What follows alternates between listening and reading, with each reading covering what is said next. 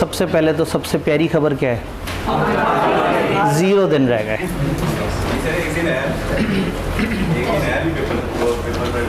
हाँ, वो तो क्रैश कोर्स वेव 2 है। वेव 1 का जो है वो आखिरी दिन है। तो अल्हम्दुलिल्लाह अभी तक हम साथ साथ चलते रहे। वेव 2 में आप ड्राफ्टिंग सेशन करवाएंगे या सर उसामा भाई? सर उसामा ड्राफ्टिंग के लिए इस वक्त जो स्पेशलिस्ट टीचर हैं वो सर उसामा है। मतलब उनकी कोर स्किल ड्राफ्टिंग की या राइटिंग प्रैक्टिस की बहुत एडवांस लेवल पे जा चुकी है। तो सीए फाइनल के अंदर भी ड्राफ्टिंग के अंदर थ्रू आउट जो है ना वो सर कर रहे होते हैं। हमारी स्पेशलाइजेशन नॉलेज बेस की काफ़ी ज़्यादा है, लेकिन ड्राफ्टिंग में हम पे कोशिश करते हैं कि वो बंदा जो बहुत ज़्यादा अच्छे लेवल पे, चूँकि वो स्टूडेंट्स को उनको रिटर्न किस तरह से वो करना है, पिछले तकरीबन 5-6 साल से वो टेस्ट सेशन के भी इंचार्ज हैं। तो टेस्ट सेशन में जितने भी लोग होते हैं उनको गाइड करना, तो उनकी ये स्पेशलिटी बहुत हाई लेवल पे डेवलप हो चुकी हुई है। तो इसलिए जो है ना हम फिर उस मामले में हाथ नहीं डालते। हम कहते हैं कि ये जो है ना ये ख़तरनाक काम है, तो ये ख़तरनाक काम जो है वो स्पेशलिस्ट उसमें होना चाहिए। तो ये तो सेशन के एंड पे पूछना था, चलें खैर अब आपने पूछ लिया। तो थ्रू आउट क्रैश कोर्स हमने पढ़ा, हमने उसको अच्छी तरीके से समझा, हमने उसको अच्छे से जहन में रखा, हमने पास पेपर की वीडियो अपलोड की, हमने ख्वाहिश का इज़हार किया कि आप लोग पढ़ें। अब ये हम में हम सब हैं या हम हैं? हम सब हैं। अगर आप लोग साथ साथ पढ़ते रहे हैं तो चीज़ें बड़ी मज़ेदार हैं। अगर आप साथ साथ कवर करते रहे हैं, अगर आपने शुरू में जो मेरी बात मान ली कि अगर आपका ये पेपर कमज़ोर है तो आपने इसको डेली टाइम देना है, तो जिन लोगों को शुरू में लगा कि ये पेपर उनका कमज़ोर है और उन्होंने डेली टाइम दिया, आज वो बहुत कॉन्फिडेंट होंगे, आज उनके चेहरे पे मुस्कुराहट होगी, आज वो घर जा रहे होंगे तो वो एक अलग नशे में होंगे, वो कहेंगे यार ये कमाल हो गया, अच्छा नहीं पढ़ा पूरा सेशन है। तो खैर ये बड़ा गलत हरकत की अगर आप लोगों ने सेशन भर नहीं पढ़ा। आइंदा आपने तौबा करनी है, ये हरकत नहीं करनी। इत्तफाकन ये चांस मिल गया, इत्तफाकन आपका टाइम मैच कर गया, इत्तफाकन आपका क्लैश नहीं था, इत्तफाकन आप टाइम दे सके। शायद हमेशा सारी चीज़ें इतनी आइडियल ना हो ज़िंदगी में, तो ऐसे मत किया करें, चीज़ों को पेंडिंग में मत डाला करें, आज का काम कल पे मत छोड़ें और कोशिश करें कि जब जब भी जो पढ़ें वो क्लास के साथ साथ लेके चलें। सब्जेक्ट छोटा हो या बड़ा सब्जेक्ट हो, किसी सब्जेक्ट को हकीर नहीं समझना, क्योंकि यही सी लॉ जो है ये अभी नई स्कीम में अभी तक 5 रिज़ल्ट आए हैं, तकरीबन 2 दफ़ा ये सेकंड वर्स्ट लेवल पे आया और एक दफ़ा सबसे गंदा रिज़ल्ट कंपनी लॉ का था, कंपनी लॉ का। तो समटाइम अजीब सा भी होता है, एक छोटे से पेपर में भी बड़ा गंदा रिज़ल्ट आ जाता है जस्ट बिकॉज के लोगों का उस पर फोकस नहीं होता। तो कोशिश करना है कि ये वाली गलतियां आप आगे दोबारा रिपीट ना करें। इस वक्त हमें क्रैश मिल गया, बड़ी अच्छी बात है। क्रैश में अगर कोई दिन मिस हो गया था, फिलहाल उसको इग्नोर करें, जितना भी पढ़ रहे हैं उसको पहले रिवाइज करें, फिर जाके आपने उसको जाके देखना है। आज डे एंड पे मैं कुछ आपको थोड़ा सा चैप्टर बाय चैप्टर मोटी मोटी सी कुछ गाइडेंस दे रहा हूँ, कुछ और छोटी छोटी सी बातें आपसे शेयर हो रही होंगी, तो इंशाअल्लाह ताला जो है वो हम चीज़ों को लेके चलेंगे। आज हमने चैप्टर 3 स्टार्ट करना है, थोड़ी देर तक हम इस तरफ आएंगे। ये मैं पीछे टीम मेंबर को कहा था, वो मुझसे कुछ पूछ रहा। तो हम लोगों ने डायरेक्टर्स के ऊपर बात शुरू की, डायरेक्टर्स के बेसिक रूल्स देखिए और डायरेक्टर की काफ़ी सोर्सेस से आई हुई अपॉइंटमेंट्स को समझा।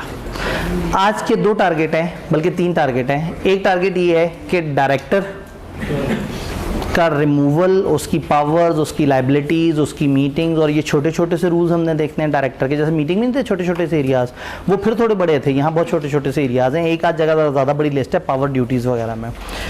दूसरा हमने देखना है चैप्टर 4 को, जिसमें चीफ एग्जीक्यूटिव और कुछ और ऑफिसर्स का जिक्र है।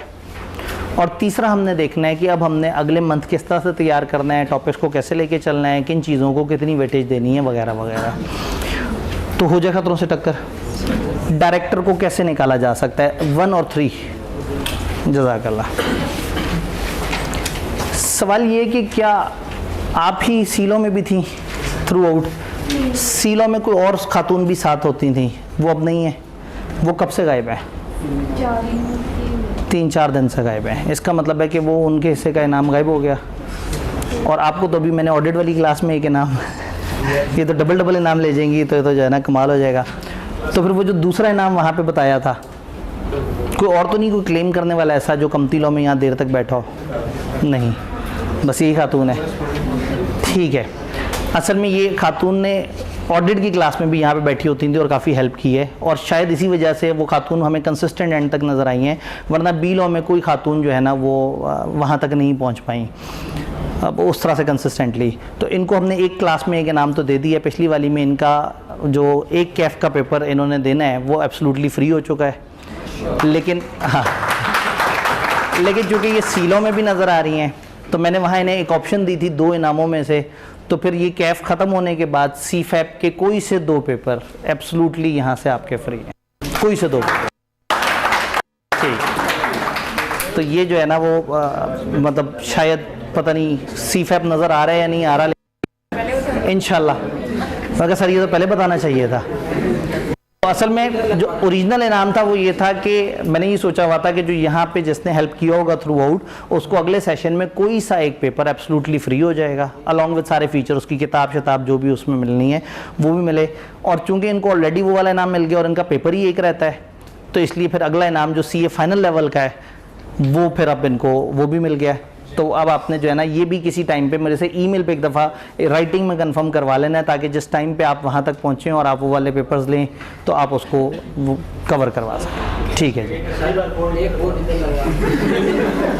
उन्होंने कहा जी एक होल्डर इधर भी लगा होना चाहिए, तो जो है ना अवाम में गम गुस्सा पाया जाता है। असल में पता है क्या, ये सुनने में तो मज़े का लग रहा है या इस तरह से करके एक लेक्चर चल रहा हो, आपने लेक्चर भी ध्यान से सुनना हो और अचानक से आपको एकदम से हो गया अच्छा जी 3, अब एकदम से बंदा अच्छा ये इनमें से 3 कौन सा था 3 या इस तरह से करके, तो मुसलसल की एक दिक्कत और उस दौरान लेक्चर लेना भी आपके लिए थोड़ा सा मुश्किल हो जाता है। तो एक कोई भी बंदा जिसको होता है कि मेरा लेक्चर ना ज़ाया हो, वो अपनी फिर जगह चेंज कर लेगा, वो कहेगा ठीक है कोई बात नहीं, कल सर को भूल जाएगा यहाँ कौन बैठा हुआ था। तो this was to avoid. Below में मैंने देखा है कम से कम 5 से 6 अलग अलग खवातीन ने जगह चेंज की और उसके बाद वो अगले दिन नज़र नहीं आई। तो ऐसे में कंसिस्टेंसी जो है ना वो बड़ी इंपॉर्टेंट चीज़ है लाइफ में। तो ये कंसिस्टेंटली ये लोग यहाँ नज़र आते रहे, ये इन्होंने क्लास की कंडक्शन में काफ़ी हेल्प किया। तो अगर मैं शुरू में बता देता रिवॉर्ड तो फिर वो सिर्फ एक लालच होता।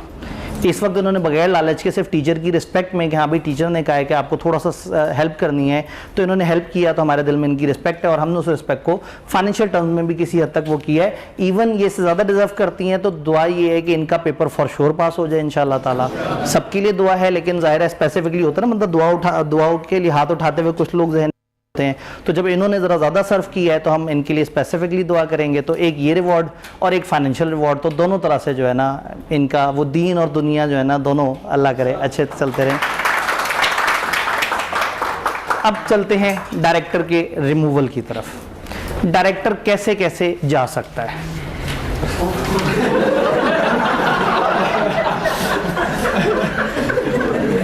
डायरेक्टर 2 तरह से जा सकता है,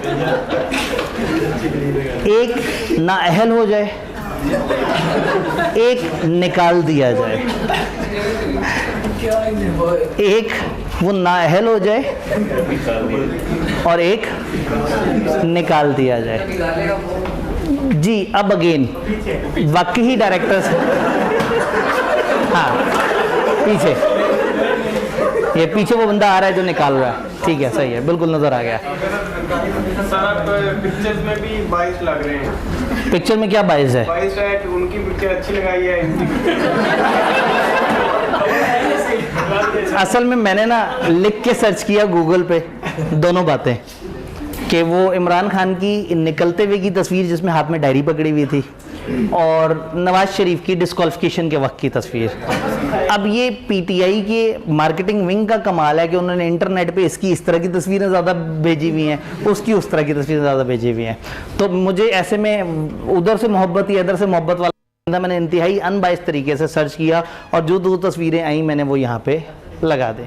तो इसमें मतलब किसी किस्म का कोई पर्सनल वो नहीं था, कोई गमो गुस्सा नहीं था या इस तरह से करके, और उस पर स्टैम्प भी लग गई डिस्क्वालीफाइड। ये मैंने नहीं लगाई, ये तस्वीर में ही ऐसे थी, आप सर्च करेंगे तो आपको एग्जैक्टली ये तस्वीर मिल जाएगी। तो डायरेक्टर 2 तरीके से निकल सकता है, बाय लॉ कुछ ऐसा करे कि कानूनी तौर पे डिस्क्वालीफाई हो जाए, कानून कह दे तुमने ऐसा किया बस अब तुम नहीं बन सकते डायरेक्टर, तुम डायरेक्टर नहीं रह सकते, या मेंबर्स खुद इकट्ठे होकर करारदादे मुजम्मत पास कर दें, करारदादे अदम इत्मीनान, मेंबर्स कहें हमें ये डायरेक्टर नहीं चाहिए। तो अगेन वही वाली बात है कि यहाँ असेंबली मेंबरान ने मिलकर निकाल दिया, और यहाँ पिछले 15-20 साल में वाहिद इंसान जो आईनी तरीके से निकला है वो इमरान खान है। प्रॉपर आईनी तरीके से। ये आईनी तरीका है कि असेंबली में इमरान कह दें कि नहीं ये बंदा सही नहीं है, हमने इसके साथ नहीं चलना, वरना किसी को अदालत से निकाला है, किसी को धक्के से निकाला है, किसी को नाअहल डिक्लेयर। तो अगेन इस सारी जितनी भी प्राइम मिनिस्टर्स जब भी डिसमिस हुए तो वाहिद प्रॉपर डिसमिसल यहाँ हुई जो इज्जत वाली डिसमिसल थी इन टर्म्स ऑफ कानून। लेकिन इन टर्म्स ऑफ भरोसा ये कोई अच्छी बात नहीं है कि आप रूलिंग पार्टी में हो, आपकी सीटें भी सबसे ज़्यादा हों और जितनी आपकी सीटें हैं उससे ज़्यादा वोट आपको आपके अगेंस्ट पड़ जाएं, यानी कि आपकी अपनी सीटें कुछ कट के कहीं और चली जाएं और वो उठ के वोट कर देंगे हाँ जी इस बंदे को हमने निकालना है। खैर मतलब उस तरफ जाएंगे तो फिर और ख़तरनाक बातें होना शुरू हो जाएंगी, फिर आप पीछे वाले लोगों के ऊपर तबसरा करवाना शुरू कर देंगे, ठीक है, तो वो फिर कहीं मामला ख़तरनाक तरफ जा सकता है। तो डायरेक्टर कैसे निकल सकता है? मेंबर्स निकाल सकते हैं रेजोल्यूशन के थ्रू, और बाय लॉ कुछ ऐसी हरकत करे जिससे उसे खुद ब खुद निकाल दिया जाए। जब भाई मेंबर्स निकालना है, अगर एक डायरेक्टर को मेंबर्स ने निकालना है तो उसका क्या तरीका है? यहाँ पे 1 ऑन कर दीजिएगा, जज़ाकल्लाह। अगर मेंबर्स ने निकालना है तो उसका क्या तरीका है? मेंबर इकट्ठे होंगे, मेंबर एक करारदाद पास करेंगे, एक रेजोल्यूशन पास करेंगे कि हमने डायरेक्टर को रिमूव करना है। ये रेजोल्यूशन के कुछ लोग फेवर में आएंगे, कुछ लोग इसके अगेंस्ट आएंगे। डायरेक्टर जब आया था तो इलेक्शन से आया था और इलेक्शन में जो वोट पड़े थे वो नंबर ऑफ शेयर्स मल्टीप्लाई हुए थे सीटों के साथ।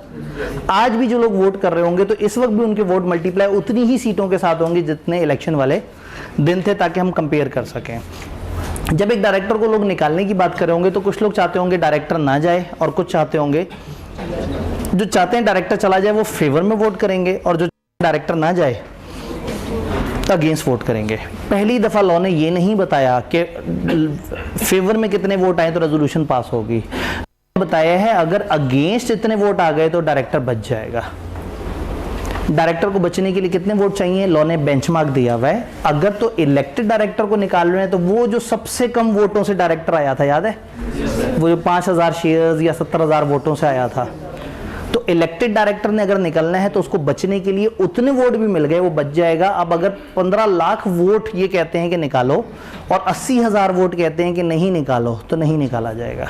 अजीब सी रेजोल्यूशन है जिसमें ये इंपॉर्टेंट नहीं है कि उसकी फेवर है, इंपॉर्टेंट क्या है इस रेजोल्यूशन के अगेंस्ट, यानी डायरेक्टर की फेवर में कितने हैं। और अगर कैजुअल वैकेंसी वगैरह निकल रही है, वो तो इलेक्शन लड़के ही नहीं आया, तो फिर हम लेंगे एवरेज वोट्स। एवरेज वोट किसे कहते हैं? हम देखेंगे इलेक्शन वाले दिन कितने टोटल वोट अवेलेबल थे। फर्स्ट करें सवाल हमें बता दें कि उस दिन 27 लाख वोटों से इलेक्शन हुआ। 27 लाख वोट ऊपर रखे, डिवाइड कर देना है। कैसे डिवाइड कर देना है? आज कितने डायरेक्टर्स हैं। ये कैजुअल वैकेंसी इलेक्शन से नहीं आया। फर्स्ट करें कंपनी में 13 डायरेक्टर हैं, 2 क्रेडिटर्स के हैं, 2 फलाना हैं, कुछ इलेक्टेड हैं, कुछ, ये 13 डायरेक्टर्स। फर्स्ट करें ये 13 के 13 लोगों को 2 साल पहले इलेक्शन लड़वाते और इन 13 लोगों को वो 27 लाख वोट बराबर बराबर मिलते, तो हर बंदे को जो 2 लाख चंद वोट मिलते, ये बेंचमार्क बन जाएगा। अगर आज ये उतना मैंडेट ले सका अपनी फेवर में तो बच जाएगा। बात समझ आ रही है? किताब ही कहती है कि मेंबर्स में रिमूव डायरेक्टर थ्रू रेजोल्यूशन, लेकिन ये resolution shall not be considered at pass if number of vote casted against resolution, यानी कि in favour of director, is equal to और एक्सीड डायरेक्टर के केस में minimum number of vote casted at immediately preceding election. Immediate पुराने में जो सबसे कम vote cast हुए थे जिस डायरेक्टर को, वो बेंचमार्क है। और फर्स्ट या कैजुअल वैकेंसी के केस में टोटल वोट्स अवेलेबल, अगर सवाल दे दे तो ठीक है, सवाल ना दे तो उस दिन के टोटल सीटें पकड़ें और उस दिन के टोटल शेयर से मल्टीप्लाई कर दें तो आपको टोटल वोट अवेलेबल मिल जाएंगे, divided by number of directors for the, इस वक्त कितने डायरेक्टर हैं, उस दिन की सीटें उस दिन के शेयर से मल्टीप्लाई करके उस दिन के टोटल वोट पता लग गए। और डिवाइड किससे किया? आज के डायरेक्टर से। अजम्पशन ध्यान में रखनी है, अगर ये आज के 13 लोग उस वक्त 27 लाख वोटों का इलेक्शन लड़ते और हर बंदे को बराबर वोट मिले होते तो इसको कितने वोट मिले होते? इतने वोट ले लेगा, ये बच जाएगा। रिमूवल वाली बात समझ आ रही है? तो डायरेक्टर को बाय रेजोल्यूशन रिमूव किया जा सकता है, लेकिन ये रेजोल्यूशन नहीं पास होगी अगर इलेक्टेड डायरेक्टर मिनिमम वाले वोट ले ले और कैजुअल वैकेंसी वगैरह एवरेज वोट ले ले। डायरेक्टर के निकालने का दूसरा तरीका, इसको हम कहते हैं vacation of office by director. Director ने अपना ऑफिस वेकेट कर देना है, डायरेक्टर को ऑफिस निकाल दिया जाएगा। अगर कुछ गलत करा तो हम कहेंगे कानूनी तौर पे अब वो अपने ऑफिस में बैठने का अहल नहीं है। वो कब होगा? चंद बातें हैं। अगर वो इनएलिजिबल हो जाए अंडर कंपनीज एक्ट, अगर कंपनी लॉ ने उसे कह दिया इनएलिजिबल, तो ऑटोमेटिकली वो जगह से फारेग है। अगर वो अपने आप को एब्सेंट कर ले विदाउट लीव ऑफ एब्सेंस, अगर बगैर बताए डायरेक्टर्स को एब्सेंट हो रहा हो लगातार 3 मीटिंग से, डायरेक्टर्स की मीटिंग हुई वो नहीं आया, अगली मीटिंग हुई फिर नहीं आया, तीसरी मीटिंग हुई फिर नहीं आया, मतलब एक डायरेक्टर पास इतना टाइम ही नहीं है कि वो मीटिंग्स अटेंड कर ले। और डायरेक्टर्स की मीटिंग तो अक्सर पूरे क्वार्टर में एक होती है, तो इसका मतलब है बड़े महीने हो गए भाई साहब के पास टाइम ही नहीं है कि हमारी मीटिंग अटेंड करे। तो जब 3 लगातार मीटिंग छोड़नी है डिस्क्वालीफाई हो जाएगी। अगर 2 तीसरी में आ गया तो खत्म कहानी, अब फिर 3 लगातार छोड़नी पड़ेगी। 3 लगातार मीटिंग छोड़ दे डिस्क्वालीफाई, इनएलिजिबल हो जाए तो डिस्क्वालीफाई। अगर कोई लोन या गारंटी एक्सेप्ट कर ले कंपनी से इस एक्ट की खिलाफ वर्जी करते वक्त, कंपनी लॉ ने हमें ये इजाज़त दी है कि अगर कंपनी का डायरेक्टर लोन लेना चाहता है तो मेंबर से इजाज़त ले लो। लिस्टेड कंपनी में हमें SECP से भी पूछना पड़ता है। कुछ रूल्स बताए हैं लॉ ने, अगर उन रूल्स की खिलाफ वर्जी करते हुए लोन ले लिया तो क्या होगा? डिस्क्वालीफाई हो जाएगा। दूसरा, उसने या कोई भी फर्म जिसमें वो पार्टनर है या कोई भी प्राइवेट कंपनी जिसमें वो डायरेक्टर है, उसने विदाउट जनरल मीटिंग की सैंक्शन बगैर मेंबर से पूछे एक्सेप्ट कर लिया या होल्ड कर लिया क्या? Office of profit. ये क्या होता था? कंपनी में कोई एडिशनल जगह जिससे आपको कोई एडिशनल पैसे आते हैं। अब डायरेक्टर ने कहा जी मैं चार्टर्ड अकाउंटेंट हूँ, मैं मैनेजर अकाउंट्स भी बन जाता हूँ। अब डायरेक्टर होने की तनख्वाह भी ले रहा है, मैनेजर अकाउंट्स होने की तनख्वाह भी ले रहा है। तो अगर हमारा ही कोई बंदा हमारे किसी ऑफिस ऑफ प्रॉफिट में आता है तो उसकी अप्रूवल मेंबर से लेनी पड़ती है। हम मेंबर से कहते हैं बंदा कंपिटेंट है, लेकिन चूंकि ऑलरेडी तनख्वाह ले रहा है तो तुम लोग बताओ उसको अपॉइंट करें या ना करें। और याद करें तो रिलेटेड पार्टी ट्रांजैक्शन की पॉलिसी भी होती है कि अगर आप किसी रिलेटेड पर्सन को ऑफिस ऑफ प्रॉफिट में अपॉइंट कर रहे हैं तो रूल क्या है? मेंबर्स की अप्रूवल से होना चाहिए। लेकिन अगर बगैर अप्रूवल ऑफ मेंबर वो होल्ड कर ले या एक्सेप्ट कर ले तो डिस्क्वालीफाई हो जाएगा। 3 एक्सेप्शंस हैं। अगर आप चीफ एग्जीक्यूटिव हैं या लीगल एडवाइजर हैं या टेक्निकल एडवाइजर हैं, इन 3 केसेस में इजाज़त लेने की ज़रूरत नहीं है। बाकी केसेस में अगर आपको ऑफिस ऑफ प्रॉफिट एक्सेप्ट करें तो इजाज़त लेनी है मेंबर से। चीफ एग्जीक्यूटिव बनने के एक्स्ट्रा पैसे ले रहे हैं कोई मसला नहीं है। अगर आप लॉ जानते हैं और आप लीगल एडवाइजर बन जाते हैं और उसके एक्स्ट्रा पैसे ले रहे हैं, अलाउ है। अगर आप किसी भी किस्म के टेक्निकल, किसी भी खास टेक्निकल फील्ड की एक्सपर्टाइज रखते हैं तो आपको इजाज़त है कि आप कंपनी से एक्स्ट्रा पैसे ले सकते हैं बगैर मेंबर से पूछे। लेकिन इन 3 के अलावा कोई भी पोजीशन होगी तो फिर क्या होगा? मेंबर से पूछना पड़ेगा। और अगर मेंबर्स ने अलाउ नहीं किया और आप फिर भी वो पोजीशन एक्सेप्ट कर लें तो आपने जो किया आपको निकाल दिया जाएगा। 5वीं चीज़, कोई भी एडिशनल ग्राउंड हम आर्टिकल में स्पेसिफाई कर सकते हैं। तो अब अगर आपसे को पूछे डायरेक्टर बाय लॉ कैसे निकलेगा तो आप कहेंगे 5 में से एक भी हरकत करेगा निकल जाएगा। अगर आर्टिकल्स में कुछ लिखा था उसने उसकी खिलाफ वर्जी की निकल जाएगा। अगर उसने 3 लगातार मीटिंग्स छोड़ दी निकल जाएगा। वो इनएलिजिबल हो गया, वो जो हमने पढ़ी हुई थी इनएलिजिबल हो गया, अचानक से निकाल दिया जाएगा। 3 वो या उसकी फर्म या उसकी जिस कंपनी में वो हिस्सेदार है उन्होंने कंपनी से कोई लोन या गारंटी ले ली बगैर उसके रूल्स फॉलो किए तो निकाल दिया जाएगा। या उसने या उसके किसी ताल्लुक वाले ने ऑफिस ऑफ प्रॉफिट एक्सेप्ट कर लिया मेंबर से पूछे बगैर उन 3 को छोड़ के तो वो निकाल दिया जाएगा। डन। तो डायरेक्टर का रिमूवल हमने समझने की कोशिश की कि कैसे कैसे होता है। अब मिसलेनियस रूल्स हैं डायरेक्टर के, जिसमें कुछ जगह क्रैम करना है कुछ जगह समझना है। Power, duties and proceedings of director. वो पावर किस होगा? Special resolution. तो स्पेशल रेजोल्यूशन मेंबर्स की रेजोल्यूशन होती है। तो जहां जहां लॉ ने कहा ना ये काम मेंबर करेंगे वो मेंबर करेंगे। उसके अलावा कंपनी चलाने और 6 पे लिखा हुआ है कि तो पास बाकी 94 की पावर, यानी डायरेक्टर में exercise all such powers as are not by this act article या special resolution required to be exercise by members. उसके बाद लॉ ने फिर एक लिस्ट दे दी अनफॉर्चुनेटली जिसको क्रैम करना पड़ेगा, और आई के अपने बिल्कुल कभी भी परवाह नहीं की इस चीज़ की कि मैं क्यों ना पूछूं, वो पूछ भी लेते हैं। तो एक लिस्ट है डायरेक्टर्स की पावर्स की।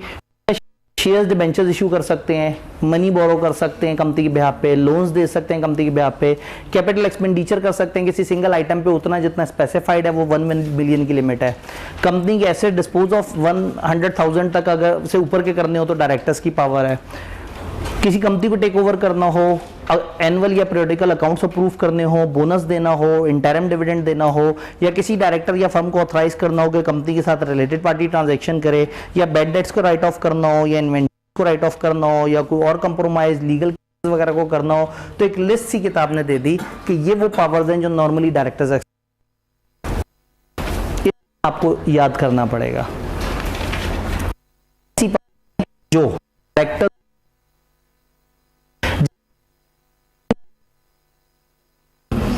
के अप्रूवल, तो 3 ऐसे काम हैं जो मेंबर से पूछे बगैर नहीं कर सकते। वो 3 काम क्या हैं? सेल, लीज और otherwise dispose of the undertaking और एनी साइजेबल पार्ट। पूरे बिजनेस को डिस्पोज ऑफ करना या बिजनेस का एक बड़ा पार्ट डिस्पोज ऑफ करना या लीज करना या बेचना आप मेंबर से पूछे बगैर नहीं कर सकते। साइजेबल पार्ट किसे कहते हैं? जहां 25% या उससे ज्यादा एसेट्स आपके लेटेस्ट अकाउंट्स के मुताबिक अगर एक पोर्शन आपके एसेट्स के 25% से ऊपर का है तो वो आपका एक साइजेबल बिजनेस है। एक कंपनी के 3-4 बिजनेस हैं, उनमें से एक बिजनेस में 30% ऑफ द एसेट्स उसके हैं, तो अगर उसको बेच दिया तो हम कहेंगे आपने एक साइजेबल पार्ट ऑफ अपना बिजनेस बेचा है। तो पूरी कंपनी या कंपनी का एक बड़ा पोर्शन, % वाला पोर्शन अगर आपने दे दिया तो पूछे बगैर ऐसे नहीं कर सकते। आप अपनी सब्सिडरी को सेल या किसी तरह से डिस्पोज ऑफ नहीं कर सकते मेंबर से पूछे बगैर। आप लोन या एडवांस अगर किसी डायरेक्टर ने लिया है तो उसको रिलीफ नहीं दे सकते, एक्सटेंशन नहीं दे सकते, माफ़ नहीं कर सकते। अगर किसी डायरेक्टर ने लोन लिया हुआ है तो बकाया डायरेक्टर मिलकर उसे माफ़ नहीं कर सकते, वरना क्या होगा? सारे के सारे एक दूसरे के लोन माफ़ करवा लिया करेंगे। तो पूछे बगैर नहीं, कंपनी या कंपनी का बड़ा पोर्शन नहीं बेच सकते या लीज पे नहीं दे सकते, सब्सिडरी को डिस्पोज ऑफ नहीं कर सकते, और आप किसी लोन को एक्सटेंशन नहीं दे सकते। लिस्टेड कंपनी अगर अपनी अंडरटेकिंग या अपना बिजनेस बेच रही है, इतना बड़ा बिजनेस बेच रही है कि वाइंडिंग अप तक बात जा सकती है, तो तब तक नहीं बेच सकती जब तक वो अपने मेंबर्स को एक वाइबल अल्टरनेट ना दिखा दे। और जो भी ये ऊपर जो अप्रूवल्स मेंबर देंगे उनकी लाइफ 1 ईयर है, 1 ईयर के अंदर अंदर अगर वो इम्प्लीमेंट ना हुए तो वो अप्रूवल ख़त्म हो जाएगी। तो इस सेक्शन को हमने 2 हिस्सों में समझ लेना है। ये वो लिस्ट है जो डायरेक्टर्स बगैर किसी से पूछे कर सकते हैं, और ये वो 3 काम है जो directors with the consent of general meeting करेंगे। भाई कुछ कहना चाहते हैं?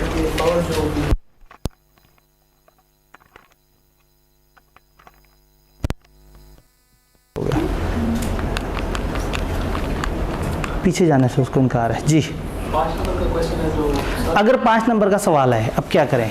कम लिखें या ज़्यादा लिखें? सवाल ये कि आपको आता कितना है, तो कम लिखें, फिर तो ऑप्शन ही नहीं है हमारे पास ज़्यादा लिखने की। जब पता ही कम है तो फिर टेंशन नहीं लेनी। पेपर में अगर कम आता है तो कम लिख दें, लेकिन अगर आपको ज़्यादा आता है और कंफ्यूज हो रहे हैं कि कम लिखें या ज़्यादा लिखें, तो एक यूनिवर्सल जुमला, अगर आप मेरी पास पेपर की वीडियो साथ साथ सुन रहे हैं तो मैं एक जुमला बार बार रिपीट करता हूँ। जब भी कम और ज़्यादा में कन्फ्यूजन हो, ज़्यादा लिखें। अगर आपको आता है तो ये that is a matter of 2 minutes only, लेकिन उससे 2-3 नंबर अगर इजाफी मिल गए तो बहुत अच्छी बात है। पता नहीं वो चाहते थे या नहीं चाहते थे, वो नहीं चाहते थे ज़्यादा लिख दिया, ज़्यादा से ज़्यादा क्रॉस कर देंगे, नंबर माइनस में तो नहीं चले जाएंगे। लेकिन अगर वो चाहते थे और हमने नहीं लिखा, एग्जामिनर कमेंट ज़रूर पढ़ा करें। किताब में जो पास पेपर है आपके साथ, जो किताब सॉफ्ट में शेयर की है, उसमें जो सवाल हैं उन सवालों के एंड पे सोल्यूशन है, सोल्यूशन के साथ उसके एग्जामिनर कमेंट्स दिए हुए हैं। यानी उन सोल्यूशन पे आई के अपने चेक करने के बाद जो कमेंट्स दिए हैं कि बच्चों ने टिपिकल क्या गलती की, तो अक्सर जगह एग्जामिनर कमेंट में कहते हैं कि बच्चों ने इतनी अहम बात तो लिखी नहीं और बच्चों ने थोड़ा सा लिखा, हम तो ज़्यादा चाह रहे थे। फिर एक मार्किंग स्कीम डॉक्यूमेंट होता है जिसमें लिखा होता है कि आप कितने कितने मार्क्स के आपको वहाँ पे क्या क्या चीज़ कितने कितने नंबर के लिए थी। तो ये डॉक्यूमेंट ज़रूर यूज़ कीजिएगा, आप सबके साथ सॉफ्ट में शेयर्ड है और वो आप उसको इस्तेमाल कर सकते हैं। तो आपने रेगुलर जो मर्जी किताब से तैयार किया है, लेकिन पास पेपर्स के लिए आपके साथ सॉफ्ट में शेयर्ड है। डन। तो हमने चैप्टर 7 में मोर्गेज में हमने पढ़ा था कि रिस्ट्रिक्शन डायरेक्टर के जो है ना, जो बरो करता है उस पर रिस्ट्रिक्शन लग सकती है। डायरेक्टर हर वो पावर एक्सरसाइज कर सकते हैं जिसको एक्ट या आर्टिकल या स्पेशल रेजोल्यूशन ने खास तौर पे मेंबर्स के लिए, तो वहाँ जो हमने रिस्ट्रिक्शन पढ़ी थी वहाँ था कि खास लेवल से ऊपर हो सकता है हम डायरेक्टर को मना कर दें और किसको कह दें कि मेंबर्स उसे करें। तो ये तो पहले ही जुमले ने कह दिया, जो खास तौर पे मेंबर्स को दे दिया गया वो डायरेक्टर का इख्तियार नहीं है, लेकिन डायरेक्टर के टिपिकल इख्तियार ये हैं। अब इनमें से कोई चीज़ अगर हम उठा के मेंबर्स के हवाले कर दें तो फिर वो मेंबर्स की पावर बन जाएगी। डन। अब थोड़ा आगे चलते हैं। ड्यूटीज़ ऑफ डायरेक्टर, ये बहुत ही जेनेरिक सी बात है, डायरेक्टर्स की ड्यूटीज़। तो इसमें कुछ किताबी बातें करनी है, आपने आर्टिकल्स के मुताबिक काम करना है, गुड फेथ में काम करना है, बेस्ट इंटरेस्ट में काम करना है, रीजनेबल केयर से काम करना है, डायरेक्ट या इनडायरेक्ट इंटरेस्ट इस तरह का आपके अगेंस्ट नहीं होना चाहिए, अनड्यू गेन नहीं हासिल करना, और अपना ऑफिस किसी दूसरे को असाइन। तो इस लिस्ट को बस आप सरसरी सा पढ़ लेना है, ये ऐसी बातें हैं जो आप खुद से भी कुछ ना कुछ बना सकते हैं। पावर्स में ज़रा एक्सप्रेस बातें थी। तो सबसे पहले तो ये पावर और ड्यूटीज़ की बात हो गई। ड्यूटीज़ में उन्होंने कहा अगर code of corporate governance SECP कभी भी कुछ भी कंपनियों को एक कोड इशू करके दे सकती है कि ये कोड ऑफ कॉर्पोरेट गवर्नेंस है, आपने अपनी कंपनी चलानी है तो इस तरीके से चलानी है। तो अगर SECP ने किसी भी कंपनी को कंपनी चलाने का कोई कोड बताया तो उस कंपनी पे वाजिब है कंपनी के डायरेक्टर्स पे कि उस कोड को फॉलो करें। तो SECP में provide a framework for good corporate governance practice, compliance and connected matters for companies और क्लास ऑफ कंपनी। SECP जब चाहे एक ऐसा ज़ाब्ता फ्रेमवर्क दे सकता है जिससे अच्छी कंपनियां चलाने के तरीके बताए जाएं। तो ये ड्यूटी होगी डायरेक्टर्स की कि वो क्या करें, गुड प्रैक्टिसेस और इन सारी चीज़ों के मुताबिक प्रॉपर तरीके से एक्ट करें। SECP एक्सटेंट ऑफ ड्यूटीज़ भी बता सकती है डायरेक्टर्स की, और फिर डायरेक्टर ने अगर कोई डिफ़ॉल्ट वगैरह की है तो फिर कंपनी में ये पॉलिसी हो सकती है कि डायरेक्टर्स उसको बैठ के रेटिफाई करें कि अच्छा चलो तुमसे गलती हुई है लेकिन ये चीज़ इस तरह से कर लेते तो ज़्यादा बेहतर थी। अगर लॉ ने एक रिस्ट्रिक्शन दी और आपने फॉलो नहीं की फिर तो कन्फर्म जुर्माना है। लेकिन अगर कंपनी वालों ने खुद से एक रूल बनाया था और वो फॉलो नहीं हुआ, याद है वो जो पॉलिसी हमने बनाई थी रिलेटेड पार्टी की, जब फॉलो नहीं की थी तो हमने पहली ऑप्शन क्या दी थी कि रेटिफाई कर लो 90 दिन में, और अगर रेटिफाई भी ना करो तो फिर सजा दी थी। तो इधर भी अगर कंपनी ने खुद से कोई पॉलिसी बनाई हुई और डायरेक्टर से फॉलो ना करे तो हम रेटिफाई कर सकते हैं, लेकिन अगर लॉ ने कुछ कहा है कि ये तुमने करना और उसने नहीं किया तो फिर डायरेक्ट सजा मिलेगी। देन डायरेक्टर्स की लायबिलिटीज में इस पे एंड की तरफ आता हूँ, ये थोड़ा सा टेक्निकल सेक्शन है, मैं इसको फिलहाल इग्नोर कर रहा हूँ। डायरेक्टर्स की प्रोसीडिंग्स, डायरेक्टर्स की मीटिंग्स किस तरह से होंगी, वन भी ऑफ कर देते हैं। डायरेक्टर्स की मीटिंग किस तरह से होंगी, इनके पास ज़्यादा टाइम नहीं था डायरेक्टर्स की मीटिंग के बारे में बताने का, तो छोटे छोटे से पॉइंट्स बताए हैं उन्होंने। कहा लिस्टेड कंपनी के डायरेक्टर्स की मीटिंग का कोरम होगा हायर ऑफ 4 या 1/3, नंबर 4 या 1/3 ऑफ टोटल। अब लिस्टेड कंपनी में अगर 15 डायरेक्टर्स हैं तो 15 का 1/3 5 वर्सेस 4 बड़ा नंबर क्या है, तो फिर 5 होंगे तो कोरम पूरा होगा। अगर टोटल डायरेक्टर्स हैं 9 का 1/3 3 और 4। अगर डायरेक्टर्स हैं फर्ज करें 14 को 3 पे डिवाइड करें 4.67, कम से कम 4 पूरे डायरेक्टर और 1 2/3 डायरेक्टर होना चाहिए। तो अब ये चूंकि इंसान है तो इसमें हमें राउंडिंग अप करनी पड़ेगी, तो जब भी आप इसको डिवाइड करें तो हमेशा राउंड अप होगा, तो कम से कम 5 डायरेक्टर्स। लिस्टेड कंपनी का कोरम, बाकियों का कोरम कोई नहीं बताया, उन्होंने कहा बाकियों का कोरम आप आर्टिकल्स में लिख देना, कोई बात नहीं, खैर है। डायरेक्टर मीटिंग अटेंड करना चाहें तो कभी भी वीडियो कॉन्फ्रेंसिंग या किसी भी ऑडियो विजुअल मीन से वो अटेंड कर सकते हैं। वो जूम की मीटिंग से आ जाएं, वो किसी भी फ़ोन करके स्पीकर ऑन करवा के मीटिंग में आ जाएं। डायरेक्टर के ऊपर वो नहीं है पाबंदी कि आप फिजिकली ही लाजमी आओ, वो चाहें तो किसी भी टेली या वीडियो कॉन्फ्रेंसिंग के तरीके को यूज़ करके मीटिंग में आ सकते हैं। फिर पब्लिक कंपनी के डायरेक्टर कम से कम हर क्वार्टर में 1 दफ़ा मिलेंगे, कम से कम हर क्वार्टर में 1 दफ़ा मिलेंगे। कोरम किसे कहते हैं भला, इतने होंगे तो मीटिंग होगी वरना नहीं होगी। अब फर्ज करें एक कंपनी के डायरेक्टर्स अचानक से इनएलिजिबल हो जाएं, बहुत सारे लिस्टेड कंपनी है उसके डायरेक्टर इनएलिजिबल हो गए, अब रह ही 3 गए हैं, 3 का 1/3 1 और 4 में बड़ा नंबर क्या है 4 डायरेक्टर होंगे तो मीटिंग होगी वरना मीटिंग नहीं होगी, और रहते कितने, तो 4 तो कभी भी नहीं हो सकते, तो ये तो कभी भी इकट्ठे नहीं होंगे और कभी भी डायरेक्टर्स को फिल नहीं कर सकेंगे। तो उन्होंने कह दिया कि भाई अगर there are not enough director to form a quorum to fill a casual vacancy, तो जितने भी रिमेनिंग डायरेक्टर हैं उनको डीम किया जाएगा कि अब वो कोरम है, तो जितने रह गए हैं वो सारे के सारे कोरम मान लिए जाएंगे। अगर 3 बंदों ने आगे कैजुअल वैकेंसी के लिए मीटिंग कर ली तो वो भी काफ़ी है।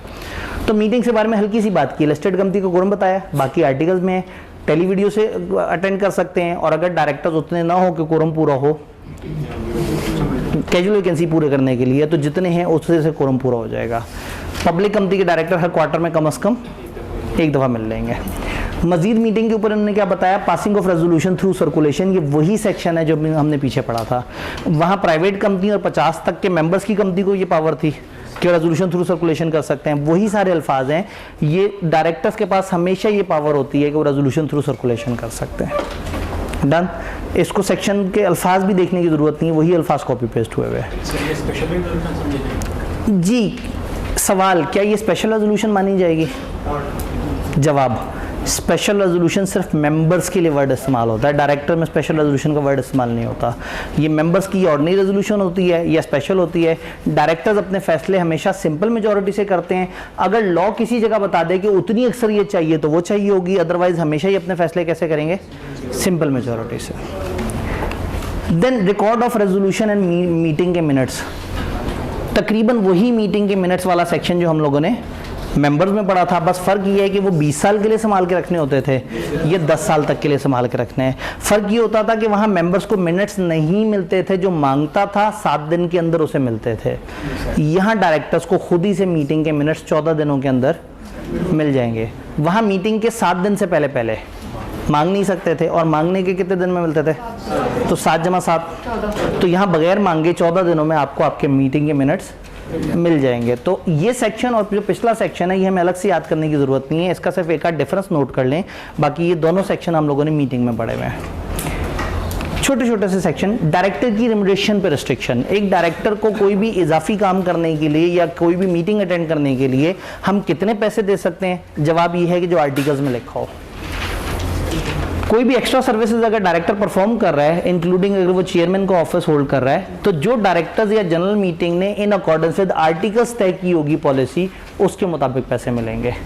मीटिंग अटेंड करने के कितने पैसे मिलेंगे? जो स्केल डायरेक्टर या कंपनी ने जनरल मीटिंग में आर्टिकल्स के मुताबिक अप्रूव किया हुआ है। तो इसका मतलब डायरेक्टर को इजाफी काम करने के कितने पैसे मिलेंगे? जैसे आर्टिकल्स में लिखा हुआ है। डायरेक्टर को मीटिंग अटेंड करने के कितने पैसे मिलेंगे? जो आर्टिकल्स में लिखा है। जो आर्टिकल्स में लिखा है उसके दायरे में रहते हुए मेंबर्स या डायरेक्टर्स बैठ के एक पॉलिसी बनाएंगे, वो पॉलिसी आर्टिकल्स के मुताबिक होनी चाहिए। फिर मजीद इसमें कुछ रिस्ट्रिक्शन, ट्रांजैक्शंस इन्वॉल्विंग डायरेक्टर। जितनी भी कंपनी के डायरेक्टर्स की ट्रांजैक्शन कंपनी के साथ हैं, उसके बारे में लॉ ने कुछ एहतियातें बताई हैं।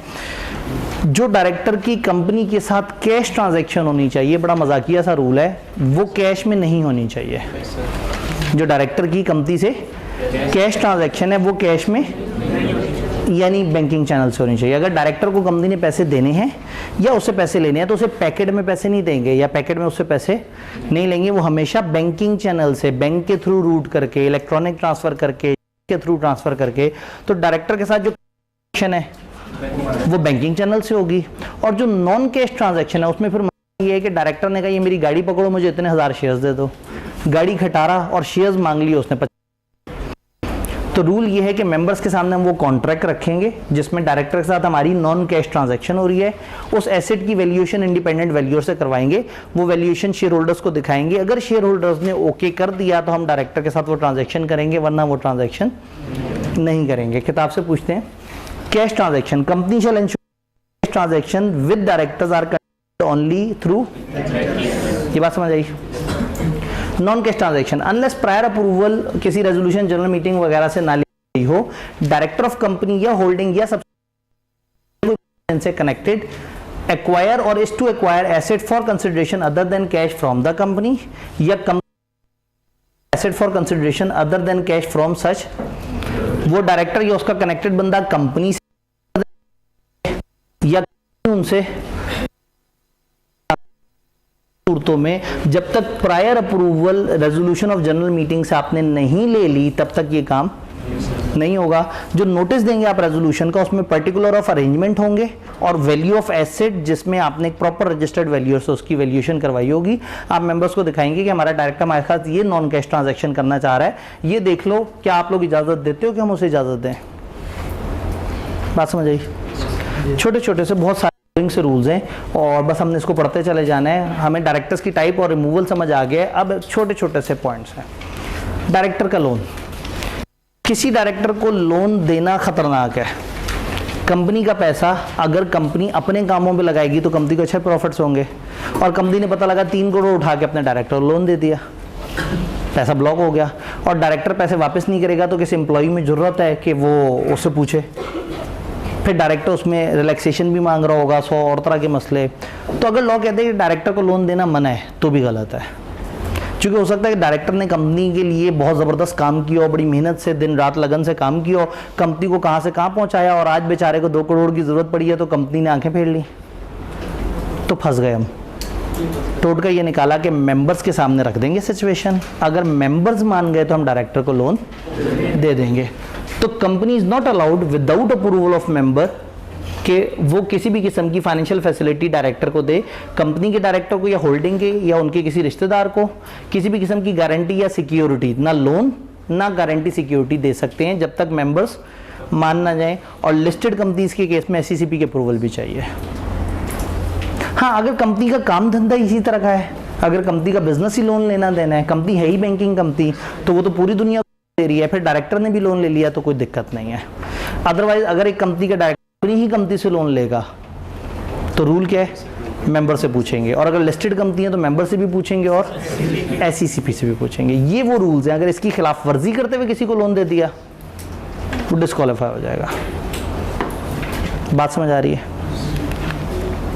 छोटी छोटी सी 2 और प्रोहिबिशंस, पॉलिटिकल कंट्रीब्यूशन नहीं करेंगे कंपनी के डायरेक्टर, कंपनी के पैसों पॉलिटिकल करेंगे, पॉलिटिकल पार्टीज को तोहफे नहीं देंगे, पॉलिटिकल लेवल पे कंट्रीब्यूशन नहीं करेंगे, क्योंकि इससे क्या होगा, कंपनी हो जाएगी सियासी, और कल को वो पॉलिटिकल पार्टी जेल चली गई और दूसरी पॉलिटिकल पार्टी इख्तियार में आ गई तो आपकी कंपनी को काफ़ी नुकसान हो सकता है। तो पॉलिटिकल कंट्रीब्यूशन या पॉलिटिकल पर्पस के लिए ट्रांजैक्शन करना, डायरेक्टर्स को मना है कि आपने कंपनी का पैसा पॉलिटिकल पर्पस के लिए इस्तेमाल नहीं करना, ना ही कंपनी के पैसों से आपने मीटिंग्स में गिफ्ट डिस्ट्रीब्यूट करने हैं।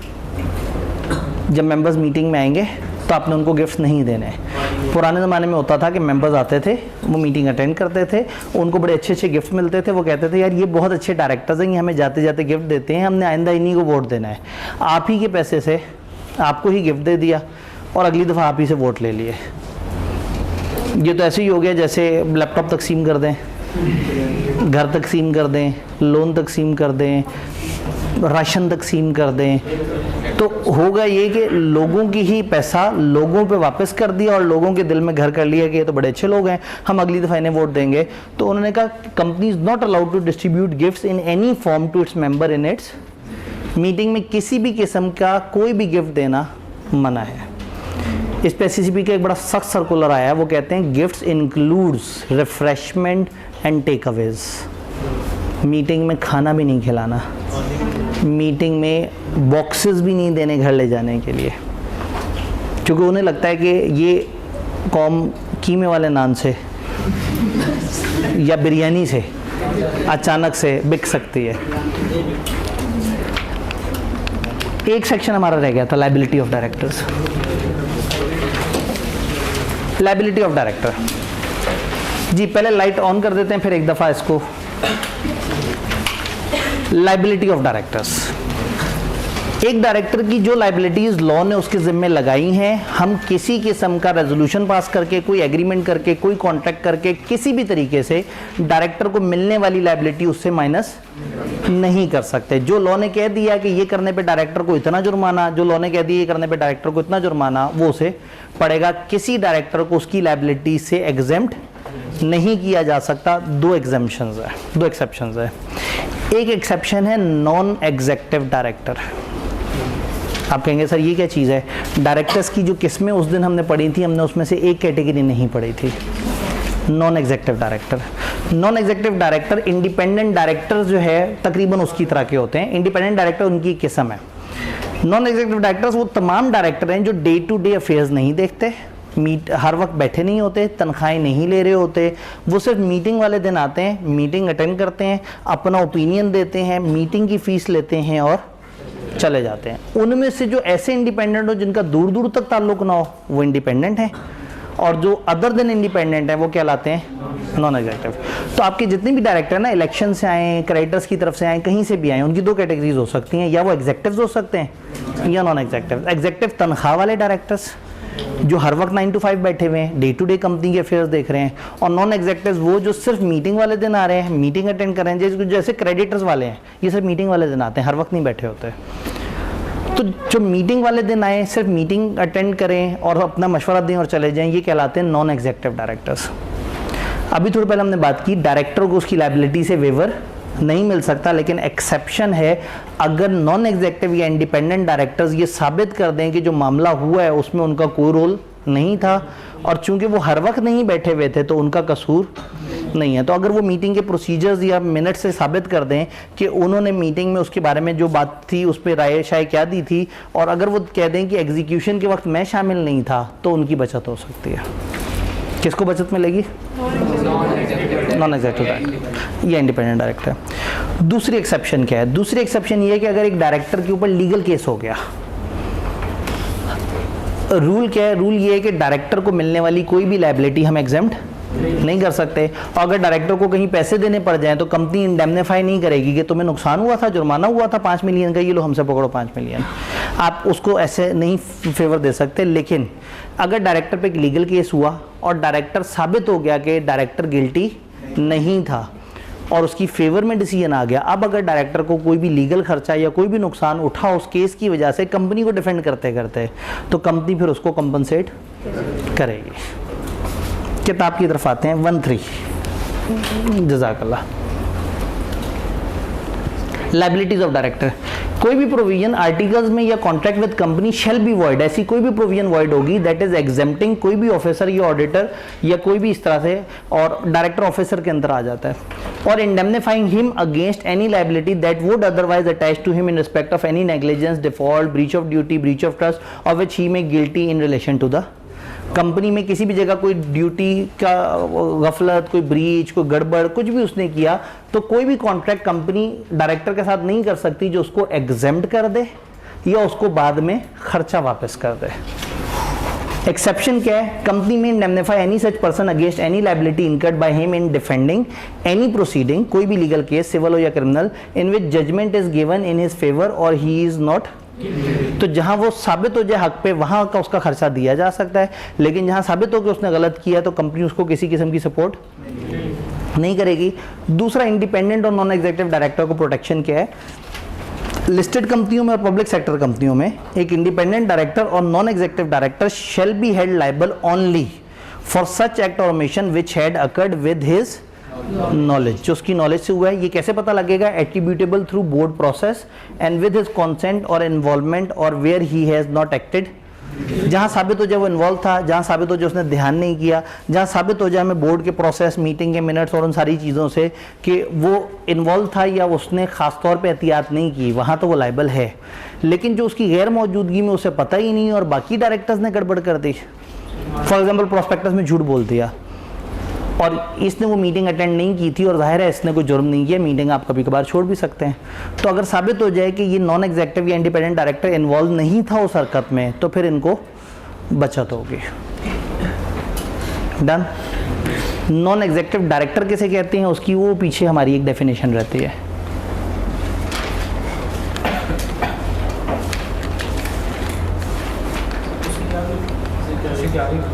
उधर उसके आगे थी, मैंने यहाँ अलग से दिखाई भी है इधर।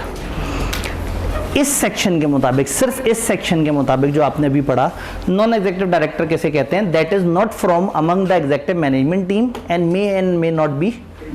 एग्जेक्टिव टॉप टीम में नहीं है, वो जो हर वक्त बैठे होते हैं उनमें नहीं है, इंडिपेंडेंट हो भी सकता है और नहीं भी। Is expected to lend outside view point to the board, बाहर की दुनिया का अपना व्यू देगा। Does not undertake to devote his whole working time to company, वो अपना होल वर्किंग टाइम कंपनी को नहीं दे रहा और ना ही वो कंपनी के अफेयर्स मैनेज करने में इन्वॉल्व है। कंपनी का बेनिफिशियल ओनर नहीं है, कंपनी की एसोसिएटेड कंपनी से उसका ताल्लुक नहीं है और किसी किस्म की रिमरेशन कंपनी से नहीं लेता सिवाय मीटिंग की फी के। तो डायरेक्टर के इस चैप्टर को आपने जब तैयार करना है 2 पोर्शन में डिवाइड कर देना है। एक टाइप ऑफ डायरेक्टर्स है और टाइप ऑफ डायरेक्टर्स में से 2 डायरेक्टर्स पर ज़्यादा बहस है, इलेक्टेड डायरेक्टर और इंडिपेंडेंट डायरेक्टर। और फिर इसके अंदर छोटे छोटे से मिसलेनियस रूल्स आ जाते हैं। तो इस चैप्टर को करने के बाद ना नीयत थोड़ी सी ख़राब 1-3 कर दीजिएगा, नीयत थोड़ी सी ख़राब हो जाती है कि लोग कहते हैं कि अच्छा इसको आधा कर लेते हैं, छोड़ देते हैं, इस तरह से करके। तो जो मैंने पहले दिन आपसे डॉक्यूमेंट शेयर किया था, जो आज अभी थोड़ी देर तक भी इंशाल्लाह बार शेयर करूँगा, तो आपने अगर कभी भी इस तरह का कोई बातिल ख्याल जहन में आ रहा हो तो चैप्टर को एक दफ़ा पढ़ लेना है और वो जो चंद चीज़ें मैंने ख़ास तौर पर याद करने वाली बताई हैं उनको कम अज़ कम याद कर लेना है।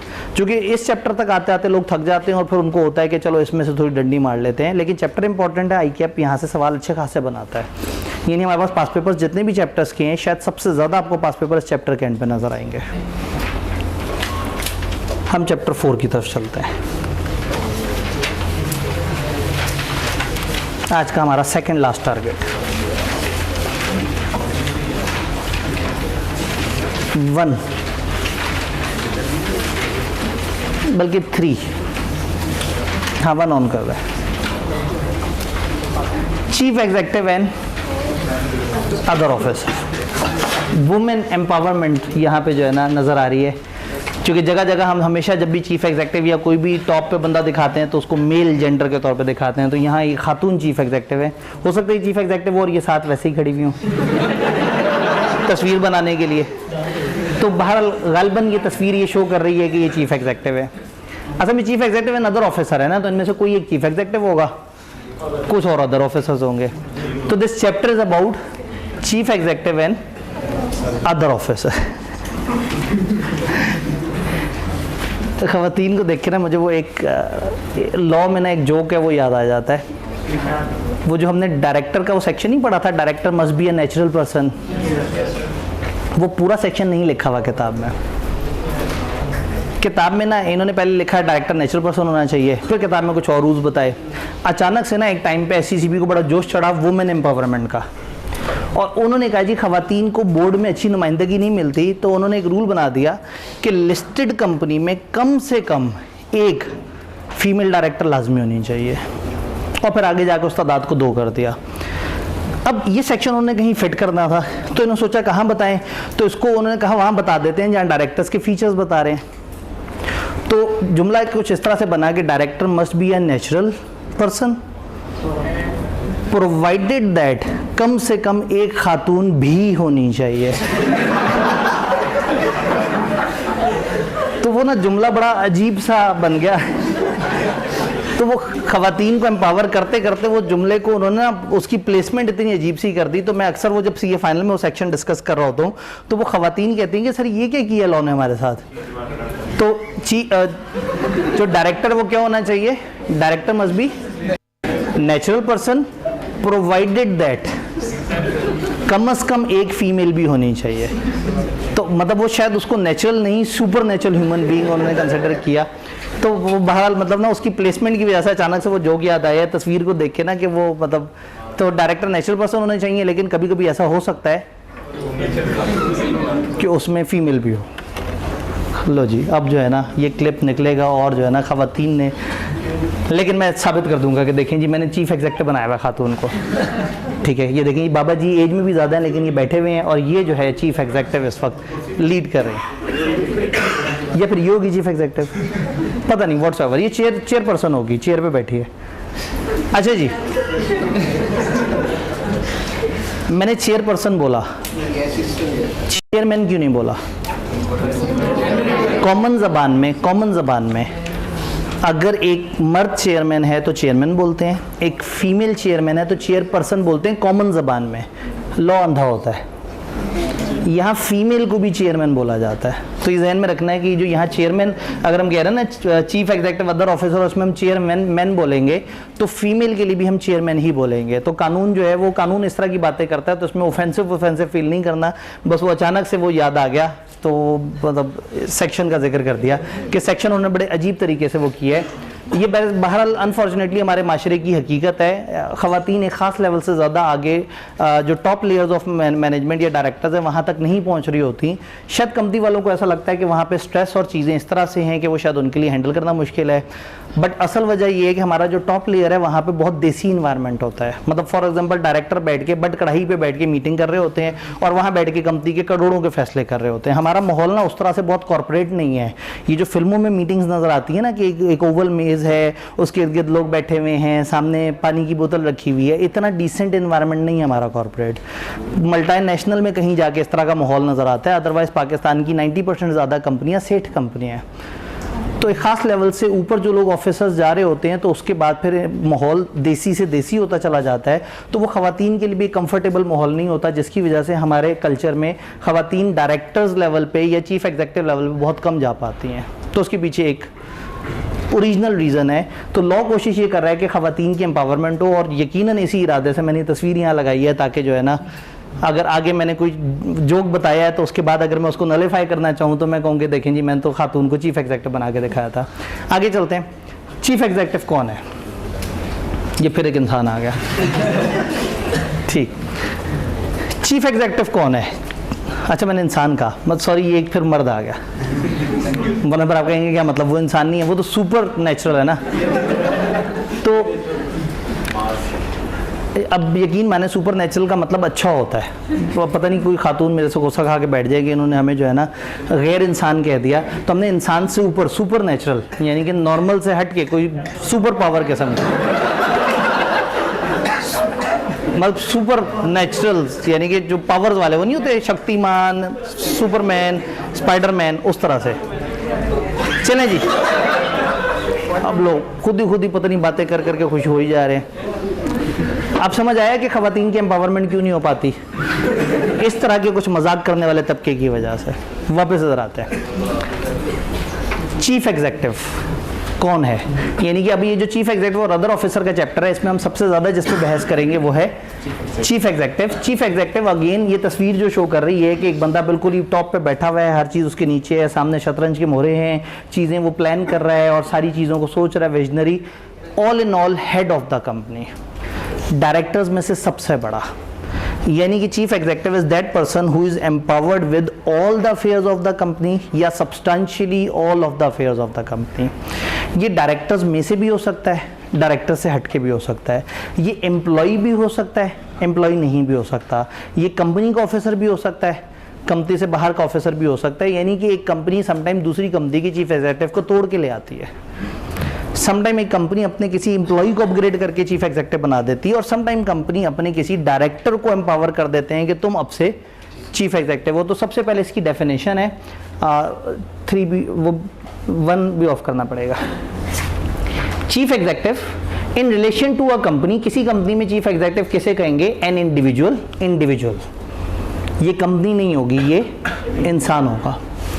Who subject to the control and direction of director, जो डायरेक्टर्स की कंट्रोल और डायरेक्शन के अंडर is entrusted, इसको दिया गया है with the whole और substantially the whole, जिसको whole या substantially the whole of the powers of management of the affairs of the company।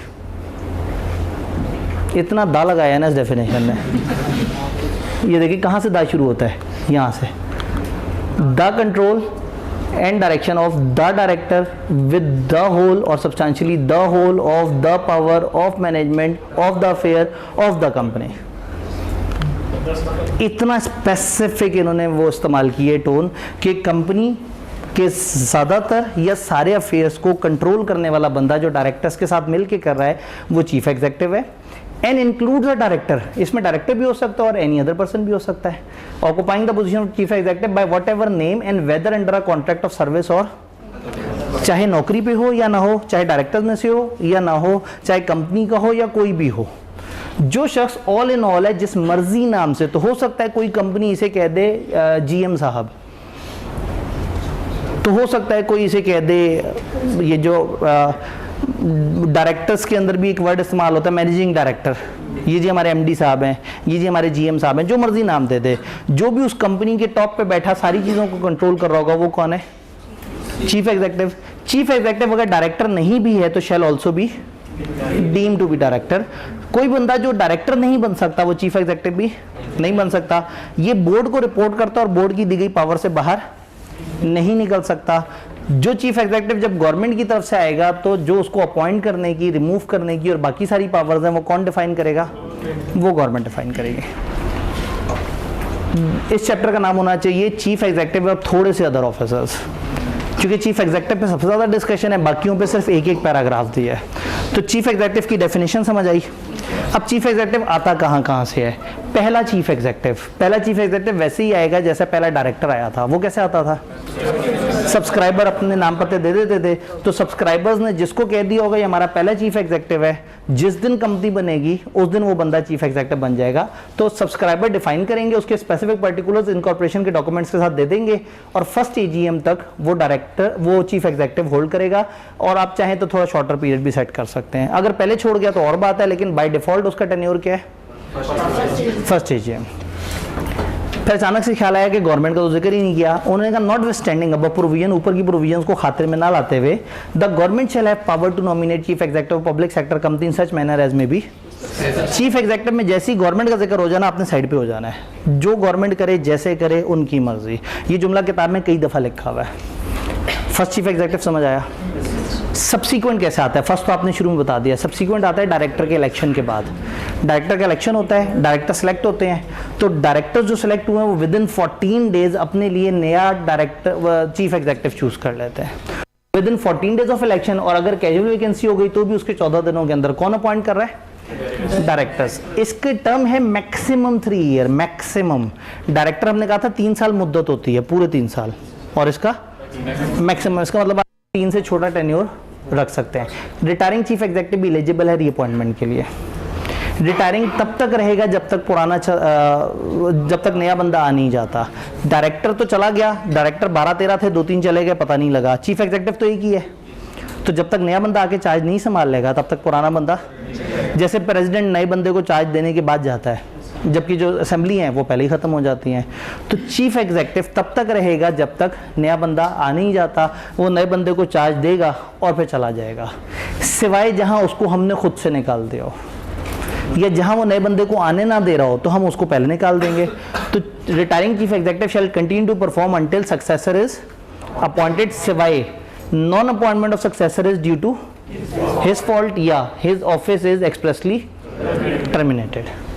अचानक से उन्हें ख्याल आया फेडरल गवर्नमेंट, बस भूल जाएं, अब वो उन्हीं का जुमला है। फेडरल गवर्नमेंट के पास पावर है कि वो अपना चीफ एग्जीक्यूटिव जैसे मर्जी लेके आए। Done. Terms of appointment chief executive की क्या होंगी, किस तरह से होंगी? जो चीफ एग्जीक्यूटिव सिलेक्ट होगा और उसकी जो टर्म्स होंगी वो डायरेक्टर या कंपनी वाले तय करेंगे, किसके मुताबिक?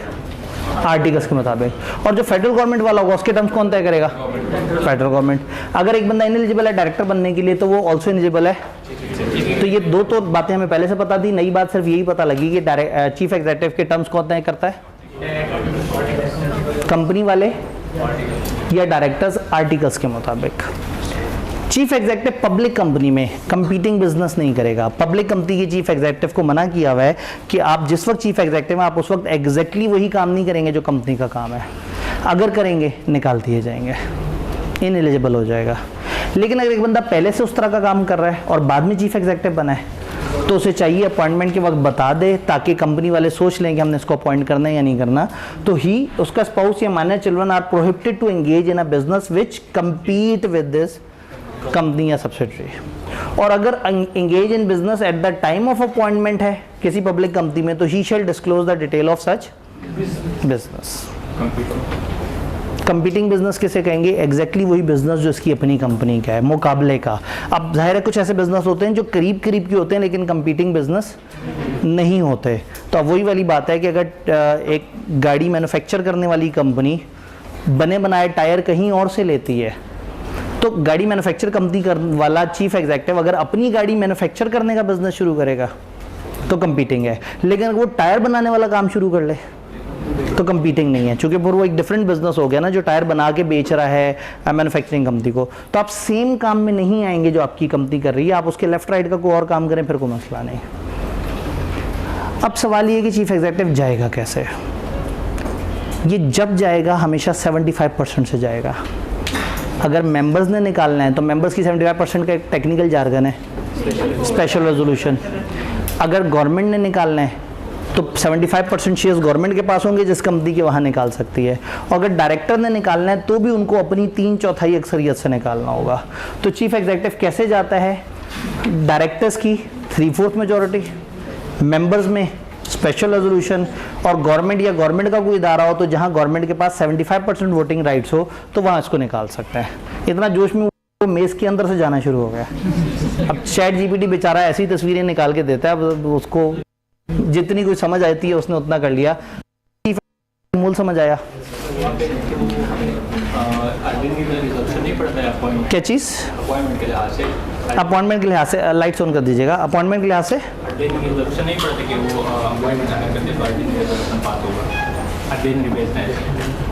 मैं समझ नहीं पाया। अपॉइंटमेंट में ऑर्डिनरी क्या? जब चीफ एग्जीक्यूटिव अपॉइंट करते हैं, पहली बात है कौन अपॉइंट करता है? डायरेक्टर्स अपॉइंट करेंगे। कब करेंगे? फर्स्ट पहले से नाम दे दिया होगा, उसके बाद हमेशा या इलेक्शन के 14 दिन में करेंगे या सीट खाली होने के 14 दिन में करेंगे। कौन करेगा? तो मेंबर्स इसमें नहीं है। हाँ, इसकी टर्म्स ऑफ अपॉइंटमेंट या इसके रुपए पैसों में मेंबर्स इन्वॉल्व हो सकते हैं, लेकिन उस हद तक हो सकते हैं जितना आर्टिकल्स में लिखा है। अब ये पॉइंट हुआ, डायरेक्टर्स ने अपॉइंट किया, अब क्या है? वहाँ पे जो ना चैप्टर 6 का 7 हमने पढ़ा था कि जो ना अगर हम चीफ एग्जीक्यूटिव का अपॉइंटमेंट करने तो ऑर्डिनरी बिजनेस के जरिए होगा। हमने जो पढ़ा था जो चीफ एग्जीक्यूटिव की अपॉइंटमेंट इन्होंने कहा वो ऑर्डिनरी बिजनेस था, वहाँ डायरेक्टर्स की अपॉइंटमेंट ऑर्डिनरी बिजनेस था। चीफ एग्जीक्यूटिव हमने पढ़ा था, चीफ एग्जीक्यूटिव डायरेक्टर हो गया, ये सारी बिजनेस नहीं, ऑर्डिनरी बिजनेस में हमने चीफ एग्जीक्यूटिव का जिक्र नहीं किया था, यकीन माने हमने नहीं किया था। ऑडिटर की अपॉइंटमेंट, डायरेक्टर्स की अपॉइंटमेंट, अकाउंट्स, डिविडेंड, ये 4 चीज़ें ऑर्डिनरी बिजनेस। ऑर्डिनरी में इन 4 के अलावा जो सोचेंगे गुनाह कबीरा। सीलों में जो है जैसा है, दिल की बात नहीं करनी। हाँ, चीफ एग्जीक्यूटिव को डायरेक्टर भी कहा जाता है उस वजह से, अगर आप दिल में ये सोचें कि उस डायरेक्टर में शामिल है तो और बात है। Otherwise chief executive deem director, असल डायरेक्टर नहीं है, डायरेक्टर तस्वुर किया जाता है। तो पिछले चैप्टर ने जो पावर्स बताई वो इसके पास हैं, जो लाइबिलिटीज बताई वो इसके, जो लोन वाली बातें बताई वो इस पे, तो वो वाले सारे रूल इजाफी इस पे भी अप्लाई होंगे, इन एलिजिबिलिटीज भी अप्लाई होंगी। लेकिन चीफ एग्जीक्यूटिव को अपॉइंट करना ऑर्डिनरी बिजनेस नहीं है, डायरेक्टर का इलेक्शन करना वो ऑर्डिनरी बिजनेस है। डायरेक्टर स्पेशल रेजोल्यूशन पास कर सकते हैं? डायरेक्टर स्पेशल रेजोल्यूशन नहीं पास कर सकते। अभी थोड़ी देर पहले तो यही सवाल, आप ही के सवाल पे तो मैंने बताया था, नहीं बल्कि उनके सवाल पे मैंने बताया था। स्पेशल रेजोल्यूशन सिर्फ मेंबर्स अपनी मीटिंग में कर सकते हैं। डायरेक्टर्स के नॉर्मली फैसले होते हैं सिंपल मेजॉरिटी से, लेकिन अगर कहीं लॉ खुद ही से कोई खास तादाद बता दे तो वो है। लेकिन कॉमन रूल क्या है डायरेक्टर्स में? Simple majority.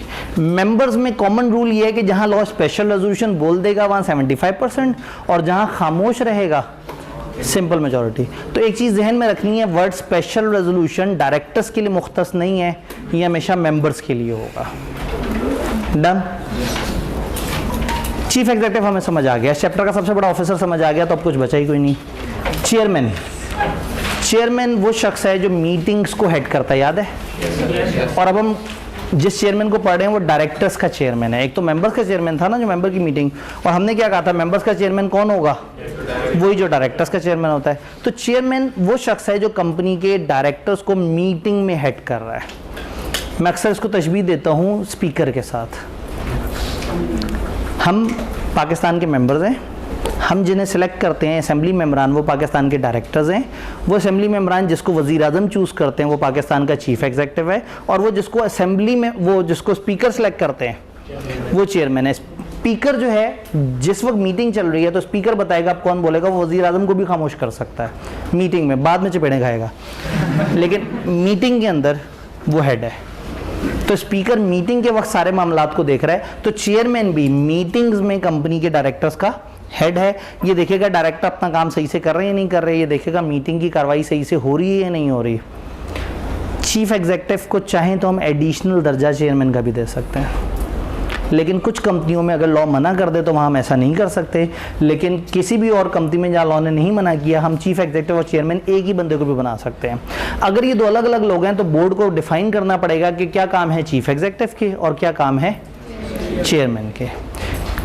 ये जितना भी हमने सेक्शन पढ़ा 3, वो लिस्टेड कंपनी के कॉन्टेक्स्ट में पढ़ा है। चेयरमैन लिस्टेड कंपनी में वाजिब है, बाकी कंपनियों में को बहुत ज़्यादा ज़रूरी नहीं है। Board of listed company shall within 14 days from election of director appoint कर देंगे एक चेयरमैन नॉन एग्जीक्यूटिव डायरेक्टर्स में से, सारी तरह के डायरेक्टर्स में से नहीं, नॉन एग्जीक्यूटिव डायरेक्टर्स में से आप चेयरमैन को सिलेक्ट कर लेंगे। चेयरमैन रिस्पॉन्सिबल होगा लीडरशिप ऑफ द बोर्ड के लिए, और ये देखिएगा कि जिम्मेदारी सही से अदा हुई या नहीं हुई। एनुअल फाइनेंशियल स्टेटमेंट आप याद करें तो एक रिव्यू रिपोर्ट होती थी चेयरमैन की तरफ से लिस्टेड कंपनी में। चेयरमैन 3 साल के लिए आया है, लेकिन उससे पहले भी निकाला जा सकता है। बोर्ड क्लियरली डिफाइन कर देगी respective role and responsibility of chairman and chief executive. SECP चाहे तो कुछ कंपनियां डिफाइन कर सकता है जिसमें चेयरमैन और चीफ एग्जीक्यूटिव सेम लोग नहीं होंगे। डन। फिर कुछ और ऑफिसर का जिक्र किया इन्होंने, शेयर रजिस्ट्रार। लिस्टेड कंपनी का एक इंडिपेंडेंट शेयर रजिस्ट्रार होना चाहिए। लिस्टेड कंपनी वालों के पास एक अलग से शेयर रजिस्ट्रार होना चाहिए, इंडिपेंडेंट। शेयर रजिस्ट्रार कौन है? जो कंपनी के शेयर रजिस्टर को मेंटेन कर रहा है।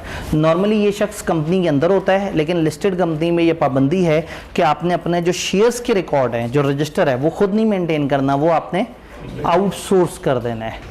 किसको कर देना है? इंडिपेंडेंट शेयर रजिस्ट्रार को, जो वो क्वालिफिकेशन और एक्सपीरियंस रखता हो जो बता दिया जाएगा। तो बस इतना सही इन्होंने बताया कि लिस्टेड कंपनी को चाहिए कि अपॉइंट करे एक इंडिपेंडेंट शेयर रजिस्ट्रार, ताकि वो आपके शेयर्स ट्रांसफ़र और इस तरह की चीज़ों को हैंडल करे। आप इसका नाम नोटिस ऑफ मीटिंग में भी बताइएगा, सबको बताइएगा भाई, जिसने जो भी अपने शेयर से रिलेटेड करवाना है, हमें मत बताए। किसको बताए? शेयर रजिस्ट्रार को। जितनी भी एप्लीकेशन ट्रांसफ़र ऑफ शेयर्स की हैं वो इस शेयर रजिस्ट्रार को आती हैं, कंपनी को नहीं आते हैं। तो थोड़ा सा मुख्तलिफ ऑफिसर्स के बारे में किताब जिक्र कर रही है। शेयर रजिस्ट्रार समझ आया। फिर आता है कंपनी सेक्रेटरी। कंपनी सेक्रेटरी की लॉ ने बड़ी ज़बरदस्ती डेफिनेशन दी है। कंपनी सेक्रेटरी उसे कहते हैं जो सेक्रेटेरियल काम करे, या उसे कहते हैं जो काम करे जो नॉर्मली कंपनी सेक्रेटरी करता है। कुछ भी नहीं बताया। कंपनी सेक्रेटरी वो है जो सेक्रेटेरियल काम करे, या वो काम करे जो नॉर्मली कंपनी सेक्रेटरी करते हैं। Any individual appointed to perform secretarial, नाम है सेक्रेटरी, तो जाहिर है सेक्रेटेरियल काम करेगा। लेकिन ये है क्या? वो शख्स जो सेक्रेटेरियल काम करे और अदर ड्यूटीज परफॉर्म करे जो कस्टमरली परफॉर्म बाय कंपनी सेक्रेटरी। चलो शायद आगे कुछ बताएं। एंड डिक्लेयर्ड एज सच, और उसे कहा जाए कि तुम कंपनी सेक्रेटरी हो। 3 निशानियां हैं। वो जो सेक्रेटेरियल काम करे, वो काम करता है जो कंपनी सेक्रेटरी करता है, और वो जिसे हम कहते हैं कि तुम कंपनी सेक्रेटरी हो। Having such qualification experience as may be specified. कुछ मूड नहीं था बताने का, खाम खा डेफिनेशन हमें अजियत देने के लिए सिलेबस में डाल दी। तो कंपनी सेक्रेटरी वो शख्स है जो पता नहीं क्या करता है, ठीक है। ये ऐसे जैसे हम कहेंगे टीचर वो है जो टीचरोरियल काम करे, या वो काम करे जो नॉर्मली टीचर करते हैं, या वो हो जैसे हम कहें कि तुम टीचर हो, ठीक है। तो कुछ तो बताए ना कि कर क्या रहा है। तो ये सेक्रेटेरियल काम कर रहा है, या वो काम कर रहा है जो कंपनी सेक्रेटरी करते हैं, ये ऐसे हम कहते हैं कंपनी सेक्रेटरी। और इसकी वो तालीम और तरबियत है जो बता दी जाएगी। अच्छा जी, पब्लिक कंपनी में एक सेक्रेटरी होना चाहिए जिसकी वो क्वालिफिकेशन होंगी जो बता दी जाएंगे। अभी भी मूड में नहीं आए, शायद यहाँ बता दें। He is responsible for advising board of compliance of corporate laws and maintenance of relevant record and register. शुक्र है इन्होंने कुछ बता दिया। जो पूरा कंपनी लॉ हम पढ़ रहे हैं ना, मीटिंग के मिनट्स बनने चाहिए, ख़त भेजना है, नोटिस भेजना है, ये काम करना है, वो काम करना है, इन सारी चीज़ों को ये साहब, एग्जैक्टली वाले साहब नहीं, मतलब तस्वीर के मुताबिक जो कंपनी सेक्रेटरी है वो उसको देखता है, और वो उनका सारा ट्रैक रखता है कि हम सही काम कर रहे हैं या नहीं कर रहे। फाइनली आखिरी ऑफिसर, सोल परचेज, सेल या डिस्ट्रीब्यूशन एजेंट। कंपनियों को ये मना है कि आपने किसी एक अकेले बंदे को बहुत एम्पावर नहीं कर देना। मैं अक्सर एग्जांपल देता हूँ कि अगर कोका कोला पाकिस्तान अपनी पूरे पाकिस्तान की बोतल की सप्लाई सिर्फ एक बंदे को दे दें तो वो बंदा खरबपति बन जाएगा। अगर PTCL पूरे पाकिस्तान में इंटरनेट कनेक्शन या टेलीफोन कनेक्शन या तार का काम सिर्फ एक डिस्ट्रीब्यूटर को दे दे तो वो डिस्ट्रीब्यूटर की इतनी मोनोपोली बन जाएगी कि वो उसके करीब भी नहीं फटक सकता।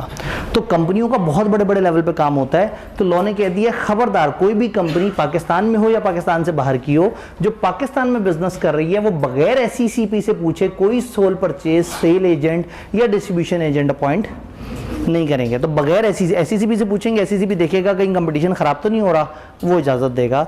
तो पाकिस्तान में कोई भी company sole purchase, sole sale या सोल डिस्ट्रीब्यूशन एजेंट अपॉइंट नहीं कर सकते जब तक SECP इजाज़त ना दे दे। एक एक्सेप्शन है, अगर मुल्क से बाहर की कंपनी है या मुल्क से बाहर का रेजिडेंट है और वो पाकिस्तान में बिज़नेस कर रहा है और पाकिस्तान में वो माइनर बिज़नेस कर रहा है, अपने बिज़नेस का मेजर पोर्शन मुल्क से बाहर करता है और थोड़ा सा पोर्शन पाकिस्तान में करता है, तो वो पाकिस्तान में बगैर इजाज़त लिए सोल परचेज, सेल या डिस्ट्रीब्यूशन एजेंट अपॉइंट कर सकते हैं। लेकिन अगर वो बाहर वाला बंदा मेजर बिज़नेस पाकिस्तान में करे तो फिर नहीं। तो पाकिस्तानी कंपनियों ने हमेशा इजाज़त लेनी है। बाहर वाली कंपनी अगर मेन काम पाकिस्तान में करें तो इजाज़त लेना है, और अगर मेन काम उनका बाहर और पाकिस्तान में थोड़ा बहुत काम हो तो फिर इजाज़त लेने की ज़रूरत नहीं है। यहाँ मेजर और माइनर कितने परसेंटेज को कहेंगे लॉ ने नहीं बताया। तो ये छोटा सा चैप्टर है जिसमें chief executive is main thing और बाकी जो अदर ऑफिसर उन पे हल्की हल्की सी डिस्कशन है। तो जल्दी से इख्तितामी बातों की तरफ आते हैं।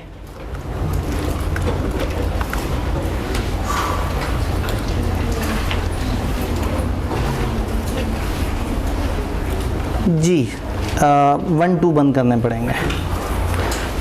एक दफ़ा आपको दोबारा से सिलेबस आउटलाइन और परसेंटेजेस दिखा दूं जो शुरू में हमने देखा था। अब चूंकि हम सिलेबस को ज़्यादा बेहतर तरीके से समझ चुके हैं तो एक दफ़ा देखते हैं। ग्रेड ए में थे 4 चैप्टर 1 2 5 और 6।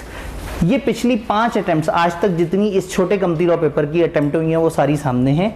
यहाँ हमारे पास एक वेटेड एवरेज निकली है विच इज़ 14%। इसमें सबसे ज़्यादा अगर आप देखेंगे तो चैप्टर 1 से सवाल हैं, फिर चैप्टर 5 से और इधर से। तो चैप्टर 2 में चीज़ें बहुत सारी हैं लेकिन सवाल उसमें सबसे कम है। लेकिन अगेन इस पर कोई तुक्का नहीं लगाना। पिछली दफ़ा 3 नंबर का आया तो उसे पिछली दफ़ा 8 नंबर का भी आ गया।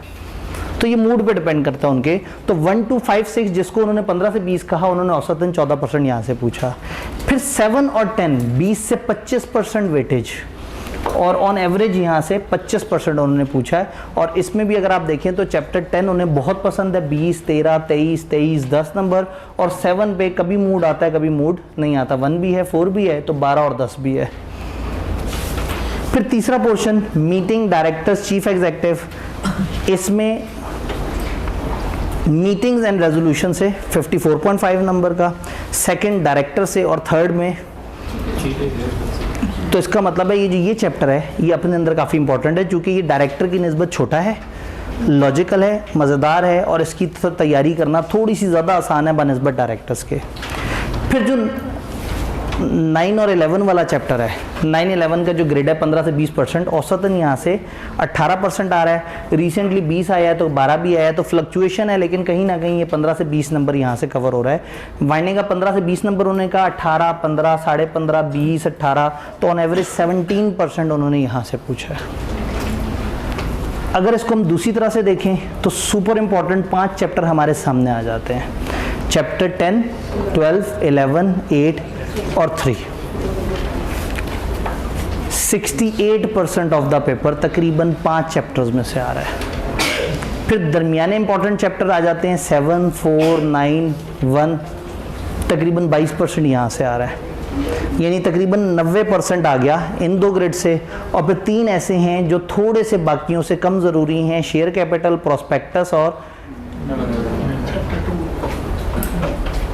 यानी कि उस ग्रेड के चैप्टर्स जो पहली ग्रेड है। तो पहली ग्रेड में प्रॉब्लम ये है कि पहली ग्रेड बड़ी काफ़ी है, 1 और 2 अच्छे खासे बड़े चैप्टर्स हैं और ये उतने मार्क्स नहीं देते जितने मार्क्स ये नीचे वाली ग्रेड्स दे देती हैं।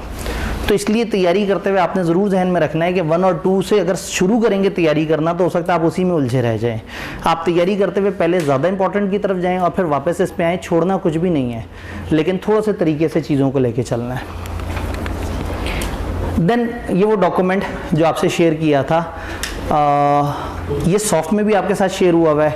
आप में से अगर कुछ ऐसे लोग हैं जिनके पास हमारी किताब नहीं है, मैं जो कि कह रहा हूँ कि किताब की प्रैक्टिस और पास पेपर की प्रैक्टिस सॉफ्ट में तो आपके पास है, अगर हार्ड में नहीं है तो मैंने कुछ कॉपीज़ यहाँ पे मंगवाई हुई हैं एक्स्ट्रा।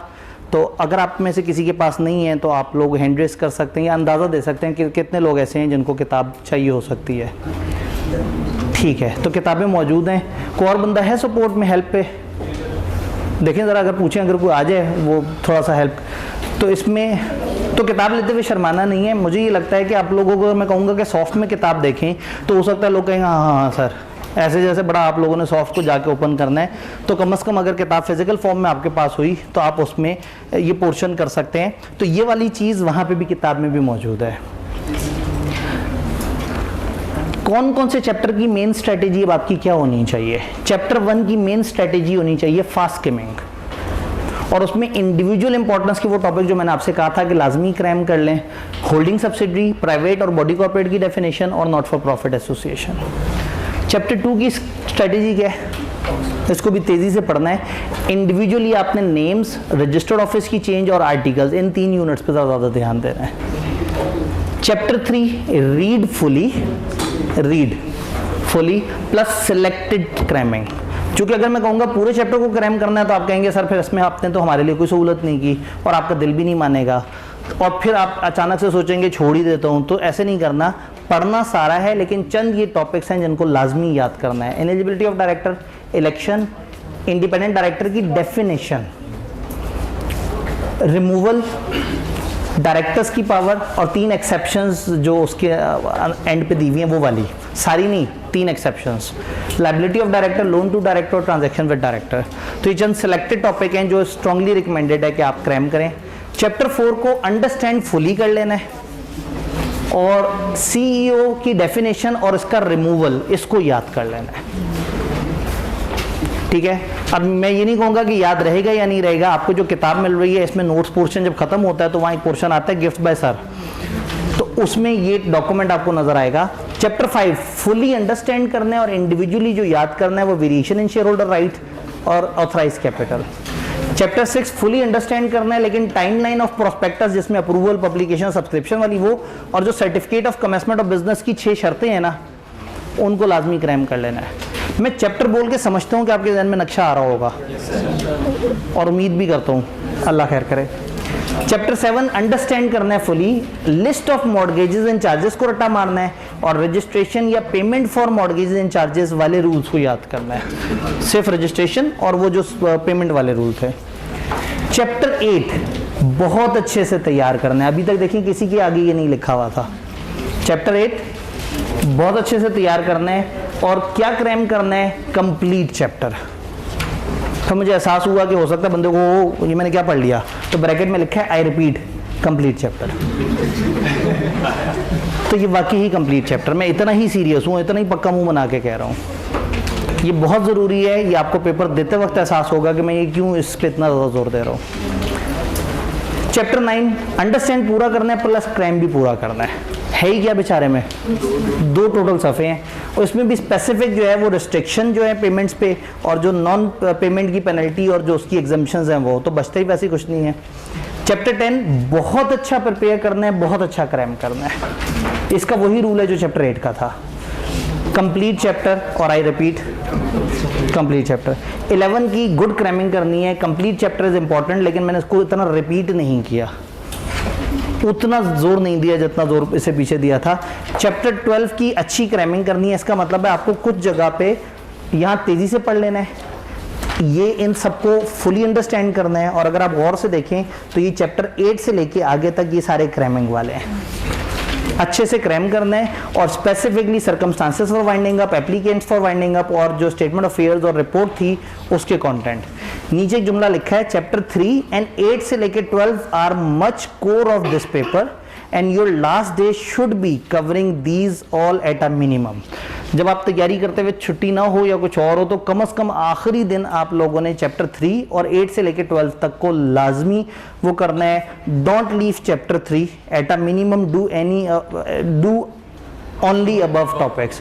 अगर किसी भी वक्त दिल में नीयत बने चैप्टर 3 छोड़ने की तो कम से कम इस डॉक्यूमेंट पे आके इन टॉपिक्स को कर लेना है, क्योंकि चैप्टर 3 बार बार मोटिवेट कर रहा होता है कि मुझे छोड़ दो, खैर है, क्योंकि आप थक जाते हैं तैयारी करते करते, लेकिन कम से कम इतने ये टॉपिक्स आपने कर लेने हैं। फिर हर चैप्टर करने के बाद आपने चैप्टर देखा, मेरी वीडियो दोबारा रिपीट की, किताब से पढ़ा, जहन में बिठाया, अब आपने क्या करना है, आपने पास पेपर्स देखना है।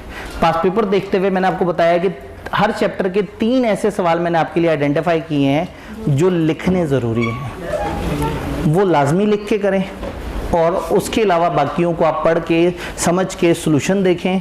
और अगर फिर भी कन्फ्यूजन हो तो मेरी जो वीडियो आपके पास गई हुई है पास पेपर डिस्कशन की वो मौजूद है।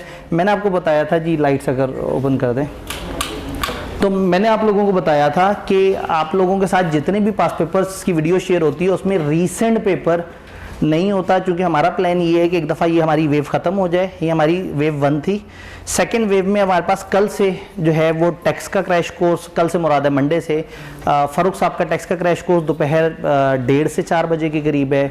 इसी तरह से FR1 और CM में वसीम अकरम साहब की तरफ से वो सुबह में FR1 है 9 से 1 और CM में दोपहर में मेरे ख्याल में 2 से 6 है। उसके अलावा फिर हमारा बीलो, सीलो और ऑडिट में फुल पेपर्स के सेशन है। अब सीलो में 1 सेशन है सिर्फ एक पेपर का, बीलो में भी 3 सेशन है और ऑडिट में भी 3 सेशन है। ये सर उसामा की तरफ से हैं, ये शाम 4 बजे हैं, 4 से लेके 6:45 तक।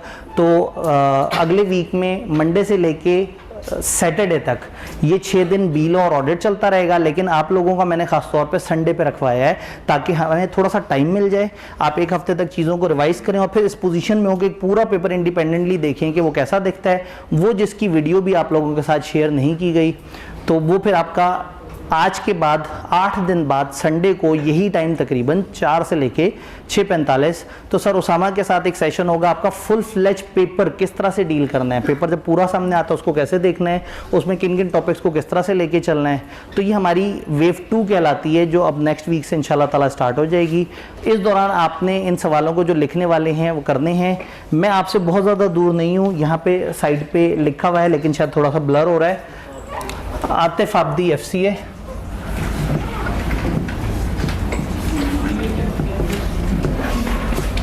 gmail.com तो आप लोगों को लिखने की आदत होगी। कभी भी किसी भी टॉपिक में किसी कॉन्सेप्ट में कंफ्यूज हो गए, नहीं समझ आ रहा, बताना भी नहीं समझ आ रहा, उसकी तस्वीर खींचे, उस पर निशान लगा के और मुझे कह दें सर ये सर्कल जो किया है नहीं समझ आ रहा, ये ज़रा बता दें। अगर कोई ऐसा पॉइंट होगा जो मुझे लगेगा कि मैं एक आध छोटे से सेंटेंस से बता दूं, मैं उस तरह से बता दूंगा। अगर मुझे लगेगा कि आपको ज़्यादा डिटेल से वजाहत की ज़रूरत है, मैं वॉइस नोट की फॉर्म में, मतलब आप जब मेल खोलेंगे तो सामने एक लिंक होगा, आप उस पर क्लिक करेंगे तो एक वॉइस चल पड़ेगा।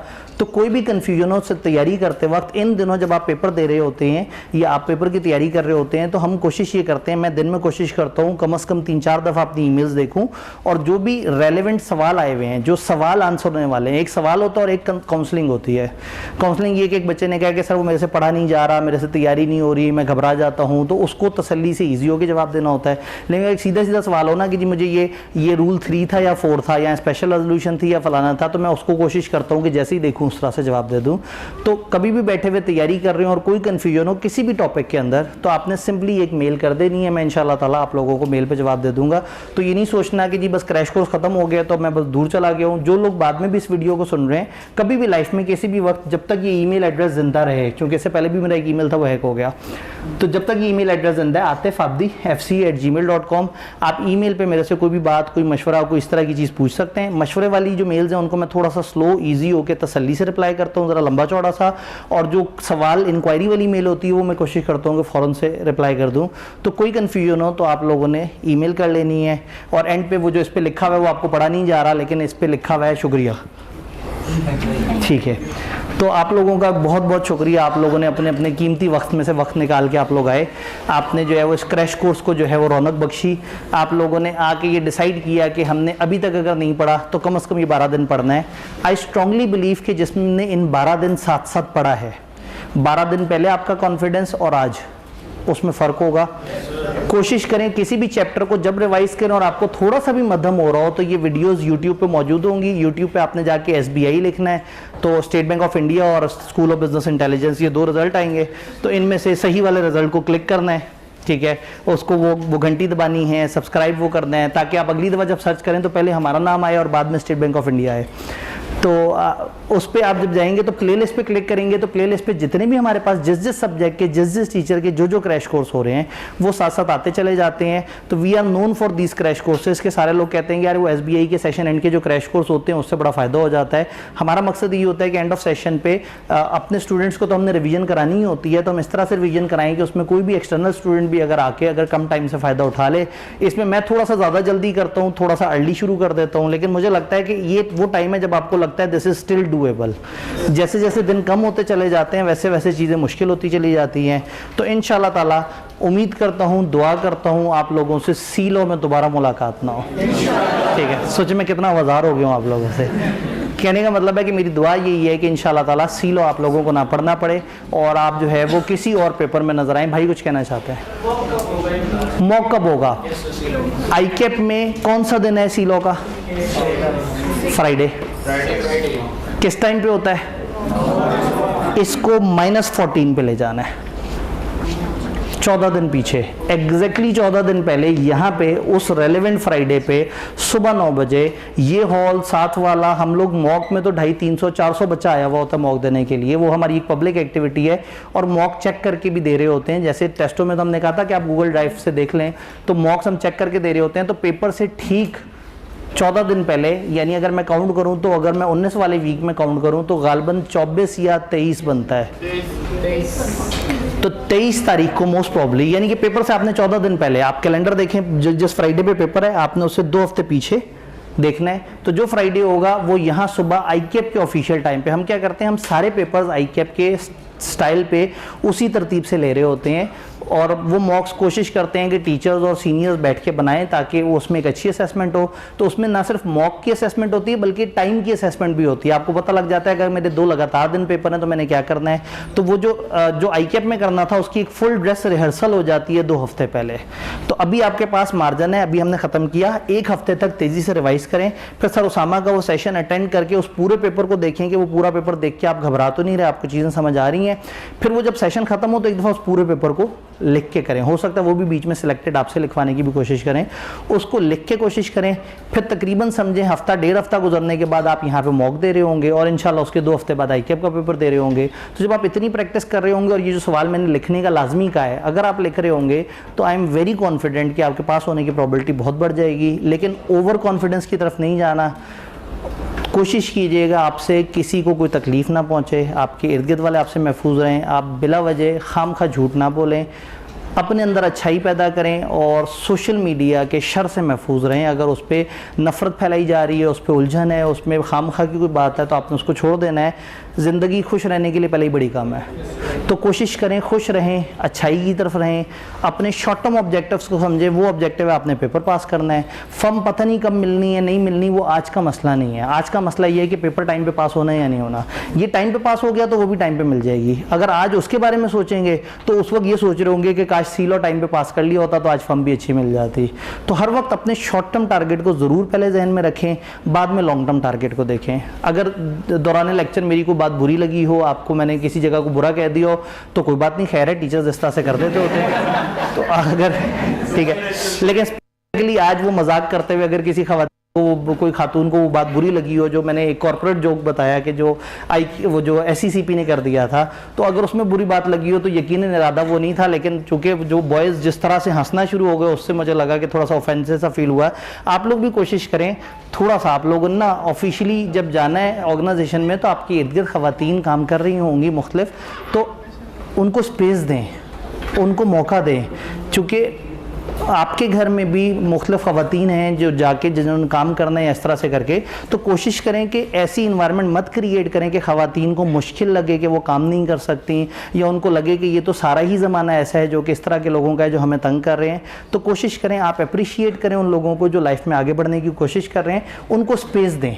आप उनको रिस्पेक्ट देंगे, आप सबको रिस्पेक्ट मिलेगी। ठीक है, तो अपना ख्याल रखिएगा, इंशाल्लाह ताला मिलते हैं किसी और क्लास में।